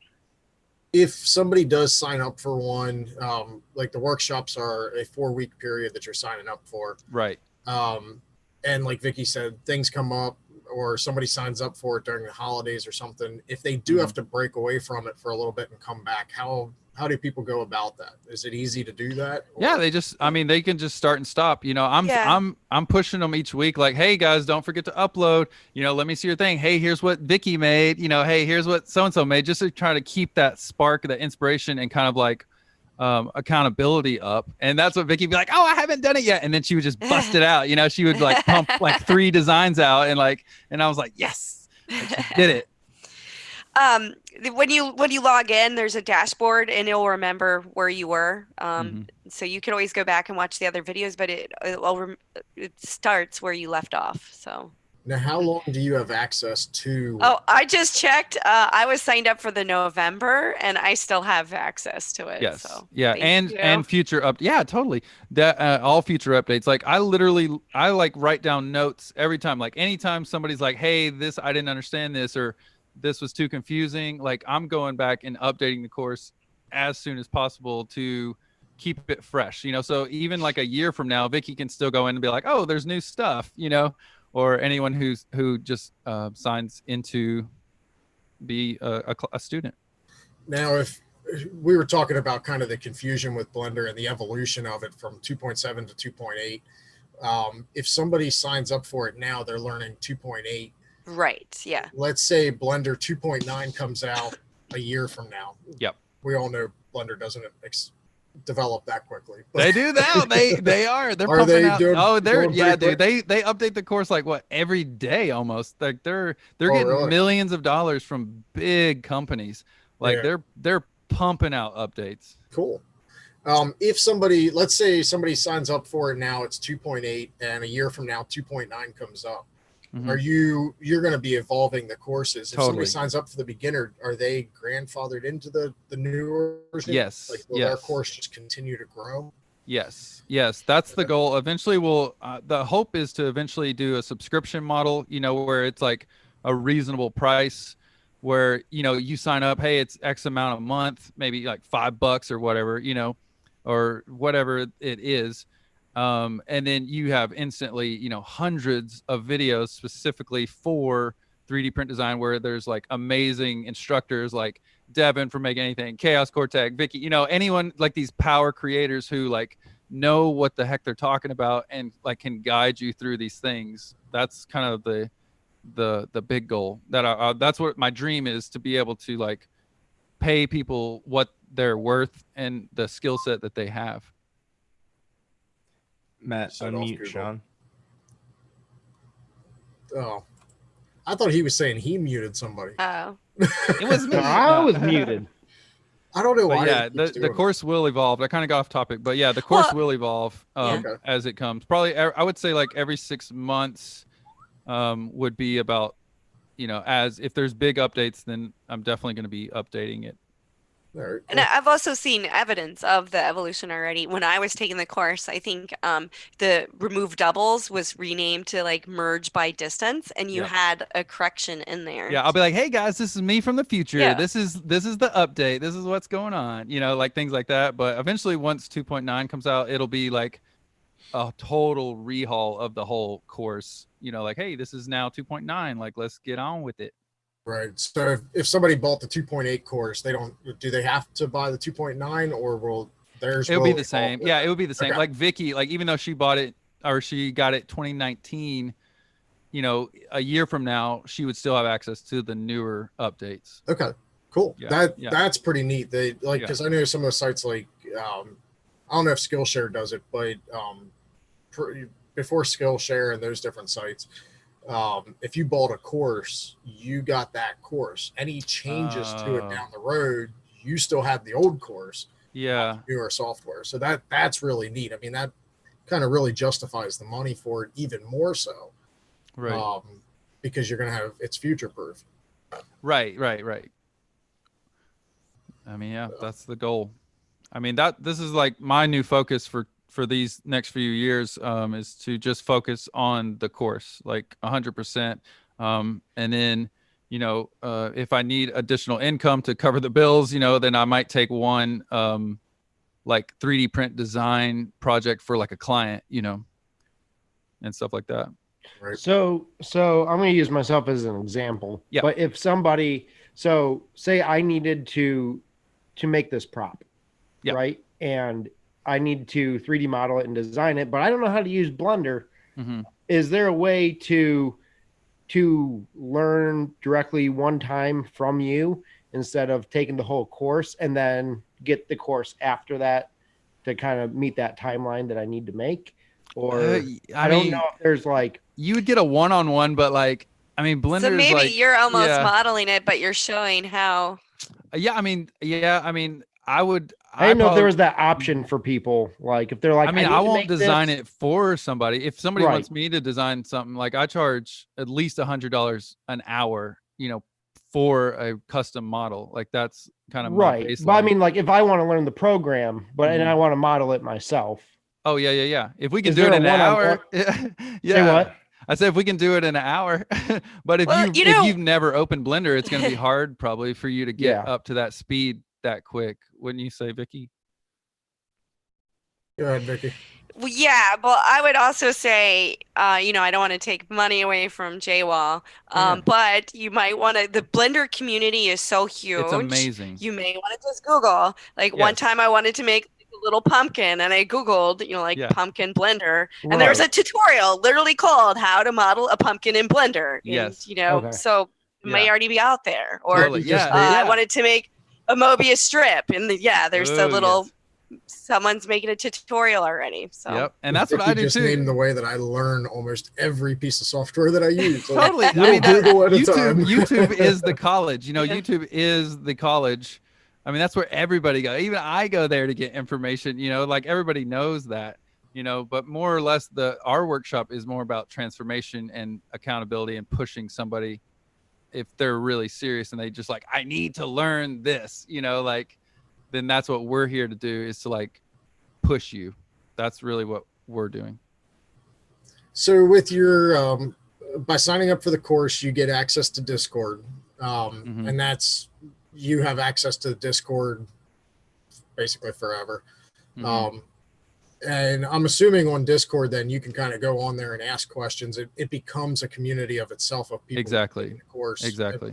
people can start helping other people out with their questions, right? Right. And I'm on there every day. I mean, I'm up with the sunrise and I'm down with the sunrise. You know, like I'm up, like that's coming straight to my phone. So if somebody's got a question, like that's my number one hit is like, okay, what do they need? And let's help them out. I did customer service for 2 years for a different company, and it was like team lead. So I was like, I know customer service, like that's what I do, and I love it. So doing it for my people, other co-designers is like fun.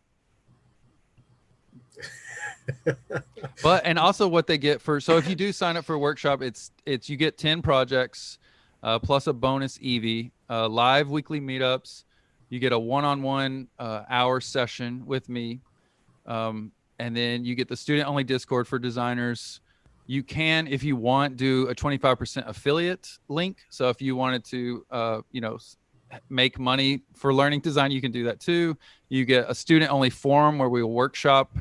You get to download all the lessons. You get all the 3D files. You get a 3D print certificate, and it's a 90-day return policy. So 3 months to take a 1 month class. If you don't feel like, hey, I learned something or I got some value out of this, I'll give you 100% refund. No questions. Just like, yo, cool. I get it. Like, let's go. Vicky just joined the Friday night hangout. Yeah. Discord. I was like, what is that? Everything's making noise.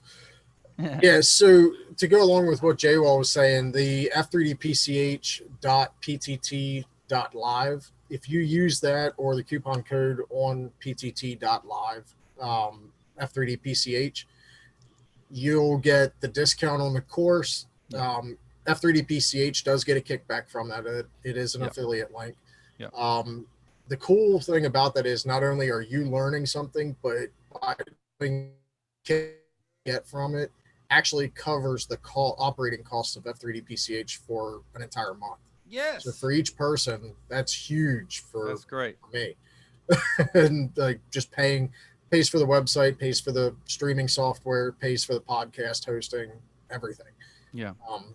And like I said, if somebody does utilize that code, I'm going to also throw in a month's access to the Patreon interviews, which we do have one coming up Sunday. Cool. This weekend's a weekend of streaming for me. That's awesome. Yeah. Yes. And you're doing the 5 a.m. shift tomorrow too. I am. Oh Yeah, my I'm starting gosh. a 5 a.m. shift for 1440 makers. Yeah. I got that. And then Sunday, 8 o'clock, which I'll touch on this when we do the outros. But Sunday at 8 o'clock Eastern, 9 o'clock Eastern, I'm interviewing Caleb Kraft from the new Make. He also was with Make Magazine. But now it's Make Community since they relaunched. He's coming on to talk about Make and also talk about himself a little bit. It's the Patreon exclusive streams are live to patrons. And the series is called Meet the Maker. So it's just a one-on-one with different makers trying to spotlight different people in the community to either get them more exposure or introduce people to somebody they may not have already heard of. So that's cool. Anybody have questions for JWall? I know the chat's kind of. Hey, Heather. I haven't really seen any questions. Heather. Oh, it's Heather. Hey, Heather's there. Hi, Heather. Yo, hey, Heather's here. Hey, Heather. Did you know Heather's here? I had an idea. Go for it, Paul. Or a question. Maybe it's more like a game. Ooh, yeah. Game. A Life blender is a game. Yes. All right, so let's set up a scenario. Your blender installation is broken. Okay. And you can pick 3 modifiers. Mm-hmm. So for those that don't know, Blender use a lot of modifiers to change how your mesh works. You can pick 3 modifiers. Mm-hmm. What are they? Do you count? Would Boolean be 1, or do you count Boolean. each Boolean? That's as one. That's one. Okay. Yeah. Boolean. Yeah. I know mine. Go, Heather. I think go, Boolean, Tiga. mirror, and subsurface modifier. Oh, yeah. That's good. I think I would be Boolean, solidified, decimate. I like Do this. you consider armature a modifier? Because it Yeah. technically is one, but Yeah. okay, then armature, subdivision, surface, and I just lost the other one. What's it do? I'll go with mirror. I had another one. You know that was what? more unique, but mirror. I'm getting cold feet because mirror I can like duplicate easier than like the curve modifier if I needed to. I love this. This is a great game, Paul. Something like that would be harder Shrink wrap to do. too. Shrink wrap's one that I just like playing with. Oh yes. I am not familiar with shrink wrap. Oh, it's great. No, I'm thinking about doing a course too where we take every single modifier, like every single one, and do like a mini lesson, like maybe a 10-20 minute lesson on each one and how it relates to 3D printing. I think that would be a cool course, like an intermediate really cool course, and every single tool too, like in depth of every single tool. I use like the array modifiers a lot as well. Something which would be a big one for me. Yes. That's a good one too. Oh, this is hard. What about y'all in the chat? What are they talking about? Yeah, I know. It's like, what? There's so many. There's like what, 75 or something? 40. I'm thinking like, okay, I know what modifiers are, but I don't know what modifiers are in Blender. So I'm sitting here thinking of, okay, features. One is the navigation directions to make it like Fusion. Exporting as an STL or OBJ or something 3D printable format. And then what the heck was the third one I thought of? Oh, the help menu.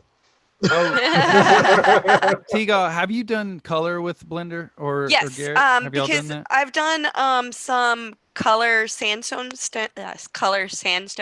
with Shapeways. Okay. So I've done both, like, just using the materials, and then also I did one Schrodinger's cat, and I used a UV texture map. I think he's downstairs. Are you uploading OBJs with the color?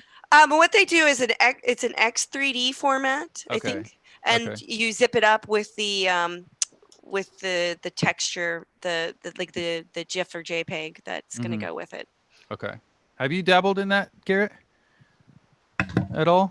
Yes, I have. I have a video. You can't even see very well, but I messed around with the Unity game engine. Yes. And I made a game. You can't really see the characters there very well, but they're fully textured up and everything. So, dude, that's great. Is that C#? Oh, C# code. Screen just went black, but what was the question? C# code. Yes. Yep. Yeah, that's awesome. Man, this is so great, y'all. Pyro Design. What up? He's on fire. He's on fire. That's all he posts. You won't see him post again. Yeah. Hey, Pyro, before you go, what have you ever used Blender, or what are you? What's your take on it? I know he uses Maya. Okay. Is it 3D Max? So he probably could easily. Yeah, he uses 3D Max. 3D Max. Okay. So what about ZBrush? I'm pretty sure he uses ZBrush too. Okay. What's the cost on ZBrush? Is it like $1,000? $800, I believe, for the full thing, but they have ZBrush Core that's like $150. I have ZBrush Core. It's not worth it. Don't do it. Is it? That's the free. Chelsea thinks they might have started a subscription model too. That seems like everybody's going that way. $25 or $30 a month, and you get the full ZBrush. So like $350 a year ish. Okay. Yeah, it's more than that, I think. Yeah. Medium on Oculus. What's up? NLTMW, Mike. Oh, I think have any of y'all used Medium too? Oh, he does. Have y'all used VR sculpting? He made on there. Have you done it? You did that early on, didn't you? Oh, dude, me and Devin too. I was like, it's kind of tricky, but it's pretty fun. It's cool, but it's still early. It would be easier than doing it on the computer. It's early. Yeah, it's got its limitations, but they'll figure it out soon. Oh, did you hear that, Vicky? They're doing I think it's in beta. It's like a VR.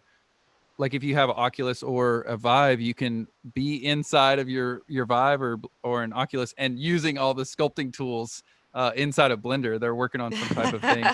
That would be I hadn't crazy. heard that. That is dangerous. Pyro said VR sculpting is epic. Yeah. So yeah, Heather said it's awesome. Yeah, it's pretty cool. All right, guys, I gotta go. Later, Shawn. All right, Shawn, before you head out, Later. tell everybody where they can find you. And also tell them what you're up to, what you got a Patreon. Yeah.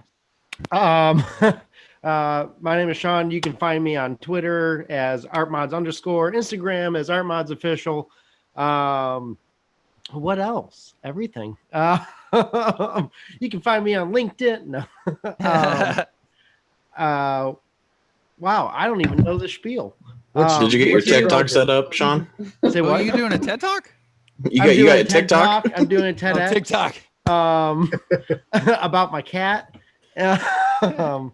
So you can find me on YouTube as Shawnanigans.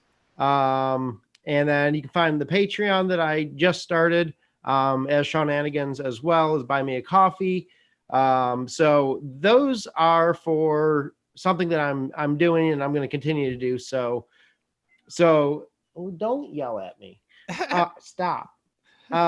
So Jesus.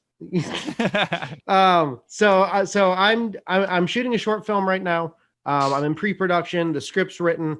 The whole thing is it takes place in the Star Wars universe, but it's not a Star Wars film. It is nothing to do with Star Wars. Cool. It's just a safe ground for the subject, which is PTSD and combat memory loss. Yes. So that is the basis around it. It's something I know people have suffered from. It's something that not the memory loss part, but there's things that I have issues with. Mm-hmm. So I'm taking stuff from everywhere, and I think it's an important subject, and people need to be educated about it. And I don't want to throw it into a modern world because military equipment's super expensive to rent and get, and the locations are insane, and it'll be too political. And it's not about politics. It is about the situation. It is about the ailment, if you want to call it that. It is about that, and I don't want anything else to obscure that. So it is being put into the Star Wars universe with characters you'll probably know, a lot you probably won't from lore, but all will be explained during the show. So I have a Patreon set up for that, as well as Buy Me a Coffee, and so we're doing all the props ourselves, all the costumes, grip truck rentals, visual effects, what else? Cameras, Everything. lenses. Yeah, all of it. So it's not going to be shot on, a Sony A7S. It's going to be shot on hopefully older version of the Arri Alexa. Whoa. And so like the 1080p, the 65 millimeter sensor, Arri Alexa. So, and I want to shoot with medium format lenses and cinema lenses and get some vintage lenses in there, depending on what I want to portray.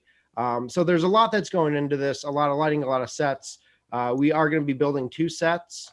Wow. So we're trying to get money for that. It's not going to be like your student film that shot out, all those Star Wars fan films that are like in a forest and you see kids playing in a swing set in the background and the lightsaber fights happening. Like, it's not going to be like that. Like, this is a legit thing that's happening. It's going to be shot legit. We're already looking into getting dollies and steady cams and all that. And we're Hey, I'm a steady cam up. You're a steady cam up? Yeah. I'm just kidding. Go ahead. Sorry. So, but we're getting everything together. It's going to be legit. So if you want to head over there and donate, I'm going to be doing a lot of videos, a lot of courses, kind of like you're doing, on lighting, light and shadow, color, film, the color of film. So how color can affect a mood, how color can affect the setting. Mm-hmm. I'm going to be doing storytelling, script writing. I'm going to be doing a whole bunch of stuff on the Patreon. So it's just started. I did my first post, and it's kind of like why I chose Boba Fett from the holiday special as one of the characters. And it's not just because it's Boba Fett, it's because he represents this, and these colors make you feel this way. And so that's kind of where I'm going with that. I want to teach people. I want people to learn. I want to give you something back in return for what you're helping me with, because it's not going to stop here. I have 2 scripts that I have after this. One is a 5-part miniseries. Yeah. And then after that, I have a feature film that I am also finishing writing right now. Wow. So I mean, this is going to be a long-term thing. I'm getting back to my roots. I'm getting back to what I'm passionate about. And it's like, I don't know. I did a video on that. I'm getting excited now. Like, yeah, totally. It's like a revitalization of myself. Like, I figured out what I want to do. Like, I worked in film, I was in the military, and then I worked in the 3D printing industry. And now I don't work in any of those. And I'm like, I've been through the ringer. I figured out kind of what I want to do. And I'm going back to square one. Like, yes, back to film. That I am a storyteller. I want to help people with problems that they're having through the art of film. And I want to progress people that way and make people have emotions that they need to express. That's beautiful. So that's what I'm doing. If you want to go to the Patreon and help out, if you want to just buy me a coffee, I'll be doing updates on Buy Me a Coffee also. Yeah. And check out my YouTube channel, because everything that's not going over there, you'll see updates on the YouTube channel as well. And I'm doing all of this so that I can help tell the story and not tell the story, but show people what it's like for other people to go through this ailment, and to kind of open people up to the idea. So when they come across it in real life, they're like, shit, dude, like, I saw this, like, I know it's not, it's a movie, but I kind of understand where you're coming. I kind of understand where you're coming from. And if you need anything, so that's why I'm doing it. I'm not doing it for any other reason than to try to help people. So that's awesome. That's cool, Shawn. That's that. Congrats, man. Can't wait to see it progress. Thanks. Yep. And I did drop the links in the chat, as well as in the description here on YouTube for Shawn's Patreon and his Buy Me a Coffee as well, to support his film. Thanks, guys. Thanks, Shawn. Thanks for joining us. Yeah, thanks for having me. It was a great time. Good to see everybody again. Yeah, see Shawn. Later, Shawn. Nice talking with you. See you, man. See you, Shawn. Oh no, how do I leave? You're trapped. Get me out of here. Down at the bottom, or either hit the X at the top, or down at the bottom, hit end meeting. Oh, I see. Okay. Now, bye, guys. Bye. Later. What a cool dude. There you go. All right. Paul, you were starting to ask another question. Was I?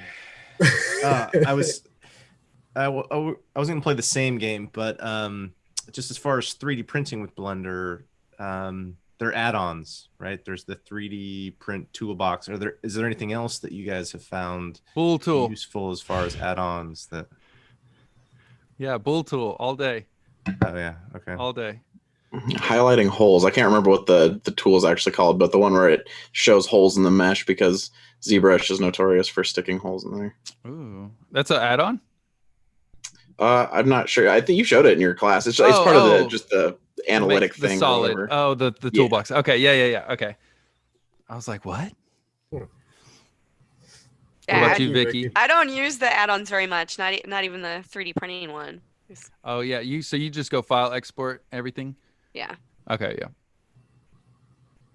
What's some of the tips and tricks that you guys have for Blender for somebody getting started? 3D print toolbox, design theory, tolerances, sculpting, Eevee, and we just added a new topic yesterday or 2 days ago on how to set up Blender for millimeters and how to set it up for just your 3D printer. So you kind of get a scale reference while you're designing things. I was going to kind of ask that question a little bit. When it comes to Blender, ZBrush, any of the organic style modeling, coming from Fusion, where I can punch in dimensions and do parts that fit together and things like that, how do you tackle that kind of stuff when it comes to Blender? Like, There's a properties. Oh, I'm sorry. No. I don't know. No, what I do is there's a little properties tab, and I just type in the exact dimensions that I want, and hit N first, so that pops up the properties window. And then that's what I do. Okay. And I usually try to think about the dimensions at the very beginning, especially That's what I do if I'm too. doing something with tolerances, and I'm like, oh, okay, I'm going to put these mirrors in, so I want a 0.5 millimeter around the mirror. So, yeah, that's what I was just thinking. You do a lot of stuff where you're interfacing other mediums, or like even your kids' derby cars for Earth. Oh yeah. Like that. So yeah, I figured. Yeah, I'm always typing in dimensions. Yeah. Okay. Doing a little bit of math, like to what I want. That's what I like about the Blender, because it's also code based. You can, like, if you don't know the radius of something, you can just be like, I need it to be 50 total, and you can just like 50 divided by 2, and then it'll just type it in. Yeah, I didn't know that you could do that until the course. Amazing. So yeah, it's amazing. So the course is coming like from Vicky's standpoint, already being really familiar with Blender. Even taking the course, Vicky's picking up things that she didn't know prior to. So for those of you who do know Blender and use it for 3D printing, or you're just familiar with it, there may be something in the courses for you as well. I would say that that's like one of the things about Blender, is that there's always more to learn. Oh yeah, it's endless. It's a bottomless pit, and there's like 5 ways to do everything, you know, so you kind of just figure out your own style. And kind of, you know, go with that. It's endless. Like flattening the bottom. Yeah, exactly. It's so many different ways. But that's what's so cool. Like, even coming from the opposite angle, like ever since doing this course, I think we started really doing the interactive ones in October. I've learned so much from the students, you know, because they'll ask questions that I didn't even think of, and then I have to go research it, look it up, figure it out, you know. And then so it's really cool way to grow as a teacher as well. You know, that's why I always say, like, you're my teacher, I'm your teacher. You know, it's a 2-way street. Matt, it might sound really basic, but I was just thinking back to like my first experiences with Blender, and the thing that I think like would have been really helpful for me right away, like not knowing anything about 3D modeling, is just like vertex, face, and edge. Yeah, right? Just getting that down when you're thinking about making 3D printing something, that like those are the basics right there. Foundation. Right? Yeah, totally. Yeah, and that's one of the first things in the Udemy course that JWall did that helped me a lot. Go ahead, Vicky. My first grader came home, and that was a worksheet that he had, like what was vertexes and edges and faces. Yeah, points, lines, and faces. That's it. You know, if you understand that and how to move your view around, you know, you can just keep twiddling around, and you can almost make anything. And knowing how to switch between those in editing mode, right? So that you're tab, tab, tab. When I started, I really wasn't messing with the vertices and I was mostly like what you would do in Tinkercad. Like I was just using the Boolean tool and subtracting and adding objects from each other.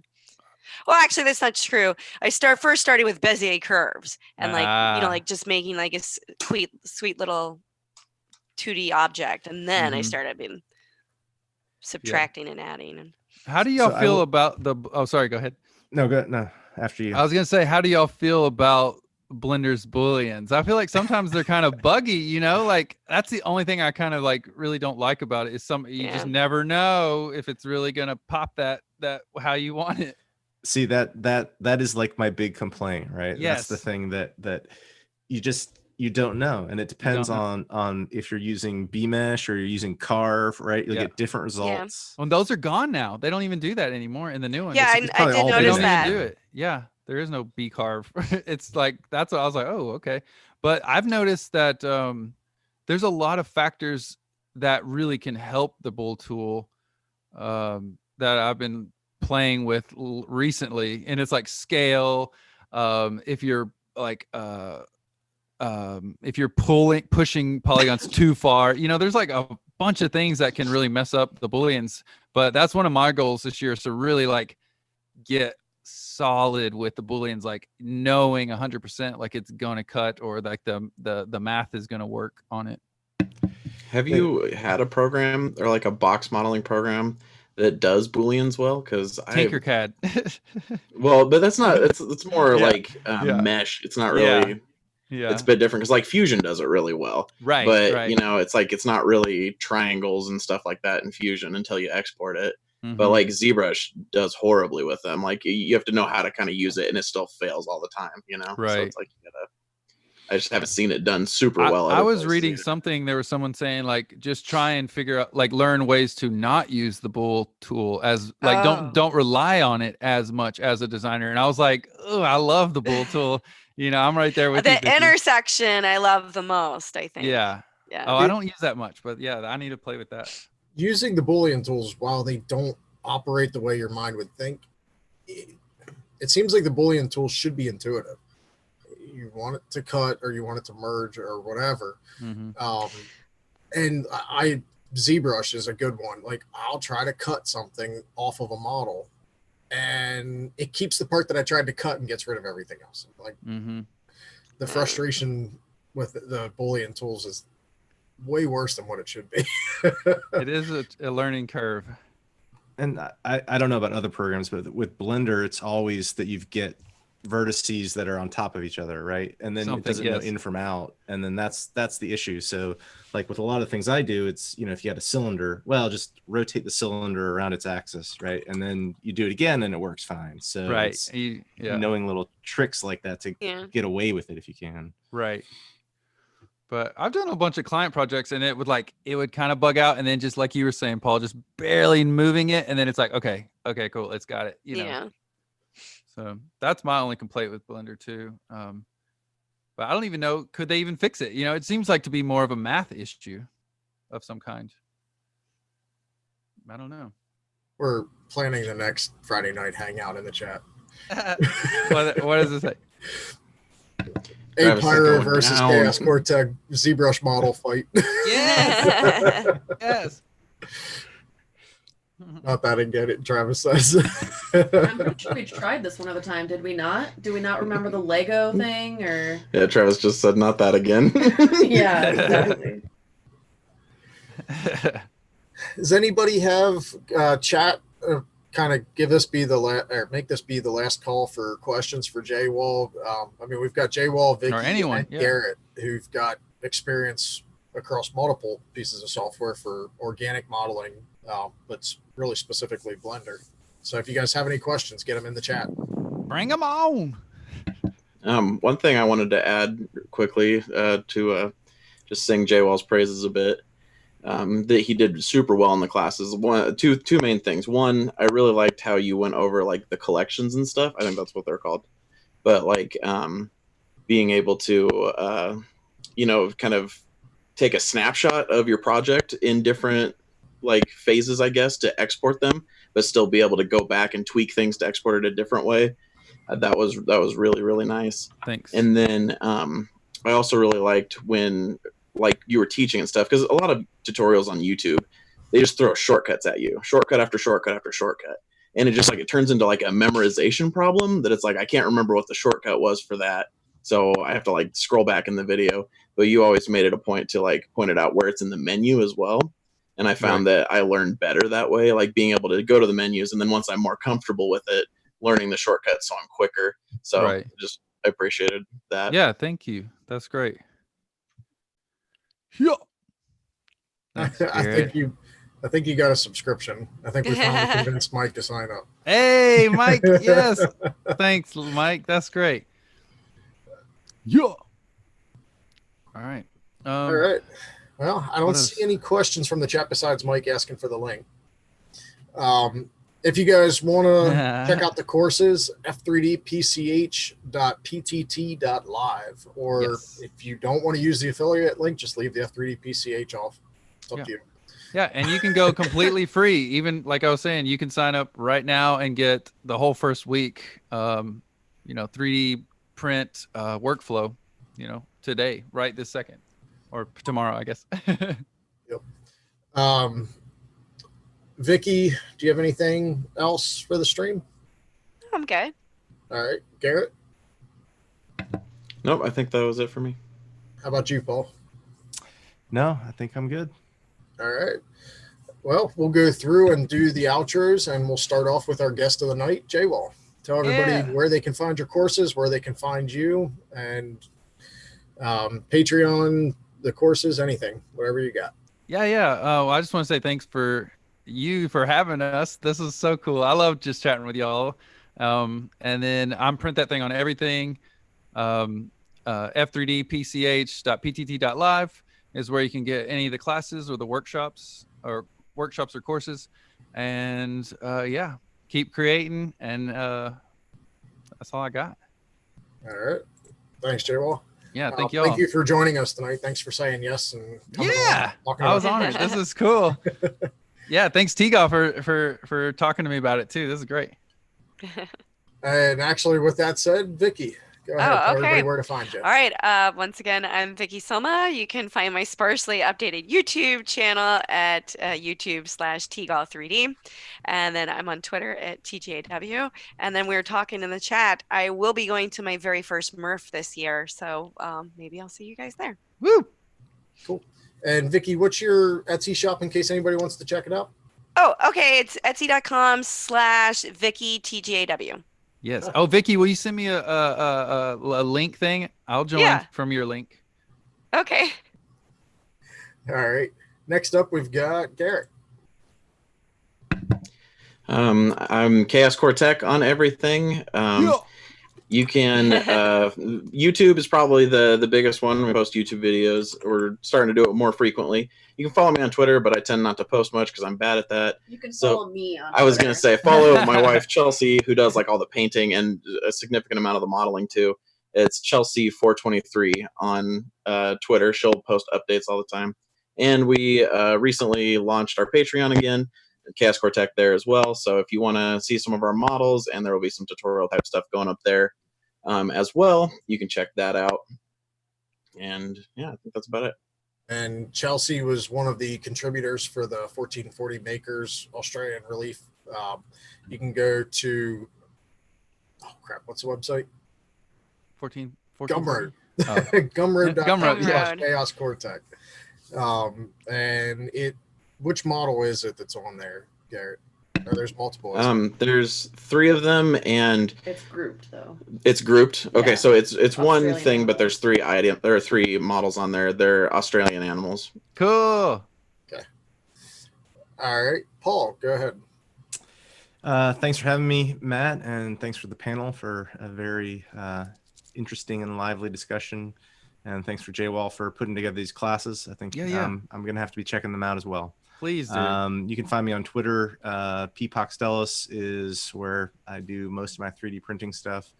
Though Matt put up a link for the one Blender add-on that I wrote that has some links to YouTube videos of things that I've done in Blender as well. So you can see some of the types of things that I do there. So I do all molecular modeling things. So that's cool. A THC molecule. Wow, that's the best seller on awesome. On my Etsy shop. So. Yeah. Paul's cracked the secret to making money with 3D printing. Yay, there you go. Yep. And I just dropped a link again. This is a link straight to Paul's GitHub page. From there, you can see all his projects. Paul is the creator of Cancel Object for Octoprint, where you can cancel certain parts of your 3D print when they fail. Oh, cool.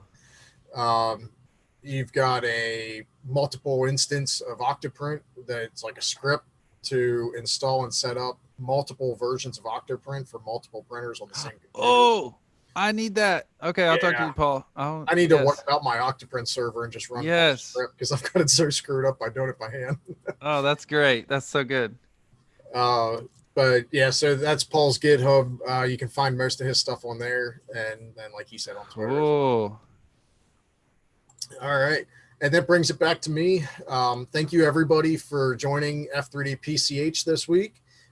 Thank you very much to JWall for coming on and talking about his Blender courses. Thank y'all. I'm a halfway student of JWall. I'm gonna push you, dude. I'm gonna be emailing you. I got your email. I'm gonna be like, Yeah, yo, got where my you email at? now. Where you at? I'm definitely gonna finish it. Blender's been one of those. I like learning the free stuff before I pay for something. Yeah, totally. And I mean, I've got some of the paid software, so it's only right that I finally get my butt in gear and learn Blender. Seeing your new courses kind of is what caught my eye and what started this whole conversation to begin. Let's go. Let's go. So as far as F3D PCH goes, this Sunday, January 26th at 9 a.m. Eastern, we have Caleb Kraft from Make. Caleb is the chief editor, I believe, for Make now. Wow. And this is the new Make, not Make Magazine, it's Make Community. Basically the rebirth of Make. Bringing Caleb on to talk about himself as well as talk about Make. That is a Patreon exclusive live stream. All my Patreons, which is patreon.com/howidoit. Everybody who's one of my patrons has access to that stream, just like it was any of the Friday night hangouts. The beautiful thing about those streams for me is they don't have to be on a Friday night. So I can do them any day of the week, anytime. Patrons get access to the link to view that stream. Everybody gets to see when those streams are coming up. I post those publicly on Patreon. So you don't even have to be a patron to see when something's scheduled. By being a patron, all the money on my Patreon goes towards supporting F3D PCH, pays for the website, the podcast hosting service, live streaming software. We changed things up this week for the first time since using StreamYard when Hangouts went away, and I think this went really well. Vicky got to be on the panel when I first tried to switch up software, and it didn't work very well. So this actually went pretty good besides the late start. That won't happen again.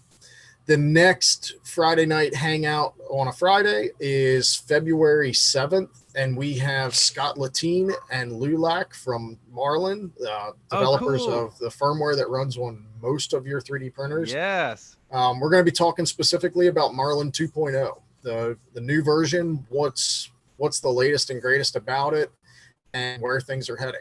So if you have questions about it, that's going to definitely be a geek out stream. I think we have Chris Riley from Chris's Basement coming on. Oh, cool. I'm going to see if Paul's available to get Paul back on to ask some of the technical questions. I know how to set up a Marlin install, but when it comes to all the cool features that Marlin has, I'm sure there's a bunch of stuff that I'm not even taking advantage of. So it's going to be a learning experience for me, and I'm bringing on all the guys who can ask the heavy questions, because I probably won't ask what everybody wants to know. That's amazing. So, that's going to be cool. That one is February 7th, 10 p.m. Eastern. And there's another one scheduled. The next open hangout where there is no topic, we just hang out and chat about whatever the panel wants to talk about, is February 21st at 10 p.m. Cool. And we have the guys from Makers on Tap podcast coming on. They're going to be included in that stream as well. So first collaboration between F3D PCH and Makers on Tap. So excited to see where that goes, and hopefully we'll have those guys on more frequently as well. If you want to follow F3D PCH, go to f3dpch.com. YouTube is just go to youtube.f3dpch.com. We do have a Discord server, f3dpch.com/Discord. We'll take you right to that. That is open to anybody. There are some Patreon chat rooms in there that I just actually created tonight. I think that's pretty much it. And Twitter, twitter.com/f3dpch. So f3dpch pretty much everywhere will get you to us. Yeehaw! Thank you, everybody, again for joining us, and we will see you on Sunday if you're a patron, or if you sign up for JWall's course. Oh yeah. Oh yeah. Hey, we're gonna meet. We're gonna do an open VR chat. If anyone wants to come hang out in my 3D printing truck in virtual reality, we're gonna do it next weekend, not this weekend, but next weekend. Next weekend. If anyone All right. wants to come look at all the student work and hang out. Very cool. Where can they find that again, JWall? If you sign up for the free course, I'll send you an email, like a email link, so you can just jump in on your phone or on your computer. Awesome. Very cool. And then lastly, I want to thank everybody in the chat as well. Without you guys coming in and being interactive in the chat, we won't have a whole lot of point to do this besides us all hanging out and talking. So thank you, everybody in the chat. Thank you to all the subscribers, and we will see you guys next time. Peace. Later, y'all. Bye, everyone. Sweet dreams.